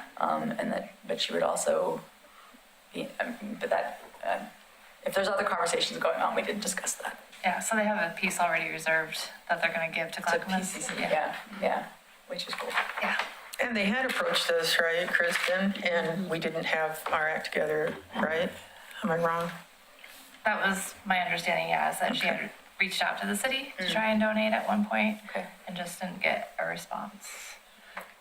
Which then went to that whole discussion of we have no way to acquire a donation. Yeah, we didn't know what the options were there, so, And we still don't, right? no, we still don't. Yeah, but there is, I guess the city does have donation policies, but I don't know how it relates to art or public art like this. So, yeah. I will send out a doodle poll to folks with a couple of potential times, and we'll see what works. Great. Thanks, Anne. Yeah, that's great. I'd love to see that. Okay, and we are right at time, so unless, Wow, amazing. we have one more thing and then we'll call it.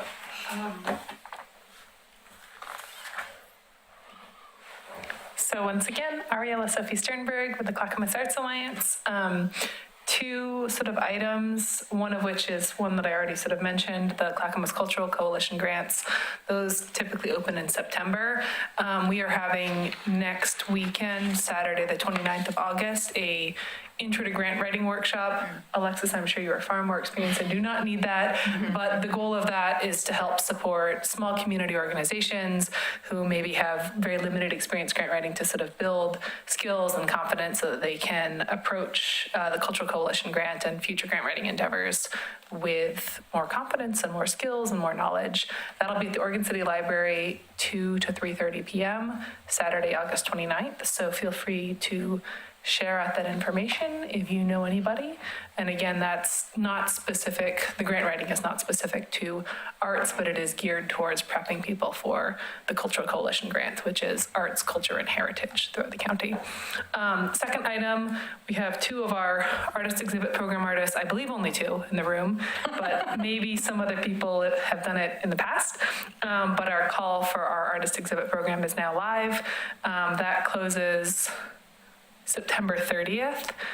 So there used to be a gallery here in Oregon City Hall. There's other galleries, many of them actually in Oregon City, but they're all throughout the county. So there are now 22 galleries, and we're hoping to expand that program. It is open to all people who live or work in Clackamas County, free to apply. So feel free to reach out to me. I've got information. Feel free to share it out as well. Thanks for sharing. Do you know if Stephen at Mood ever decided on putting in a gallery at a museum? Oh, I think that was his goal, yeah. Have you talked to Stephen? I've talked with him at Moot. I'm happy to reopen that conversation. I thought that, was he in conversation? He was with Daria, but That's what I that remember. was before she opened her gallery in Portland, so I don't Yeah. know what's happened. Yeah, I don't know what's happened because I feel like there were conversations, I thought maybe with you, with Daria, maybe with Drag. I can revisit that conversation. Yeah, he might have certain stipulations around it just because it's the museum and how it fits in with things, but it was a nice space. Yeah, it's great. It wouldn't meet our program requirements because they have to be free for people to enter, and there's an admission fee with the county museum. Got it, Or the okay. Historical Society Museum. So it couldn't be one of our programs, but I think it could be a great asset to that space in terms of telling, like, the past, present, and future of Clackamas County. Yeah. But it's a great venue for that, and I'm happy to partner with them and talk to them more, as are all of you, I'm assuming. Maybe not all of you, some of you. Really quickly, I don't know if Amy mentioned this, but we tabled together at Oregon City Festival of the Arts. I just wanted to acknowledge, one, I'm really happy that worked out. Thank you, Kristen, for like squeezing us in last minute. It was both an amazing event, and also I felt like we got really fantastic participation and success. I don't know if Amy shared out numbers, but there were over 200 people who stopped and talked to us. Amy did a really fabulous sticker survey, sticker board of murals and public artwork, like small sampling in Oregon City. And I think we both heard many times, wait, what? Where is this artwork? And also a lot of people saying, but the new mural's not on here. So people were very aware of certainly like the Anna the artist, like the fish mural. And I think excited, at least among the people who choose to come to an arts festival. What a shock. We're really excited about the art murals. And I thought the way Amy set that up was quite clever as well, where, yeah, you did. Where there was like, you know, it wasn't all the same type of artwork, right? So within the murals, there was the one at La Tourette Park, which is kids swimming. And there's also one that featured like historic cars. And then of course, you have our pioneer history murals, and a variety of sculptures as well. And it was interesting to see which sculptures resonated with different people on different days and the language they used to communicate around that. I just want to say, because the name Lee Kelly came up, do you want to share this, Amy? I was going to, but you're doing such a good job. Okay, all right. Well, so here's the thing, and I'm sorry, I'm just a stickler for if you're going to collect data, then it needs to be done extremely well. But you can use it to get people to talk. So Dot's got assigned, but in no way does it mean anything. What mattered was when people would talk, and I was absolutely shocked. So this was actually her idea. To do the sticker board, and people came, and they're just like, they're zeroing in. People are voting on stuff, Martha, we need to get over there. and so everybody, and they wanted to talk. And so that was what the best thing was, learning that a huge number of people knew about the fish mural, loved it. Nice. And there was a balance between people that honestly said, nope, we're Oregon City for a reason, and we need to have the history, versus, nope, we need to go in a different direction. I like more playful, whatever. And it felt really balanced. There were only a couple that I can think of that said, nope, it's got to be all history. Nope, it's got to be all new, which is great. But the weirdest part for us was that people loved the Lee Kelly Moontrap. It was just covered in documents. It was like, which neither of us were expecting, right? And I'm remembering, the mayor saying people are literally putting their signs on top of this, not realizing it's public artwork. We need a plaque here, right? And to go from within a few months, right, to be like, okay, people don't even know this artwork exists, for people to say like, hey, this is my favorite sculpture in the downtown area. Like it was, again, small sample size, not exclusively Oregon City residents, self-selected for the sort of people who are passionate enough about arts to go to an arts festival, who are maybe the people who are, most excited about art in general. yeah. And then ones that are going to talk about it to other people, though. Exactly. And that's how word spreads. Exactly. So that's cool. It was. And then you listen to their stories.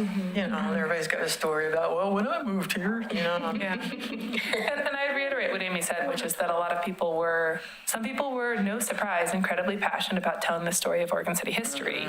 I will also say I did hear, again, not many, but a few comments of people explicitly saying, well, I'm just less interested in those murals because I don't see representation. Like a person of color was saying that, or where's the representation of Indigenous peoples and Indigenous traditions in this art? And fortunately for that, I was able to say, well, there's like several projects in place actively working to put that story here because it deserves to be here. Like that was actually coming like even this past week, and then the Lamprey statue, like it's coming. So there's a desire. Again, small sample size, but some of the more vocal people, had a lot to say.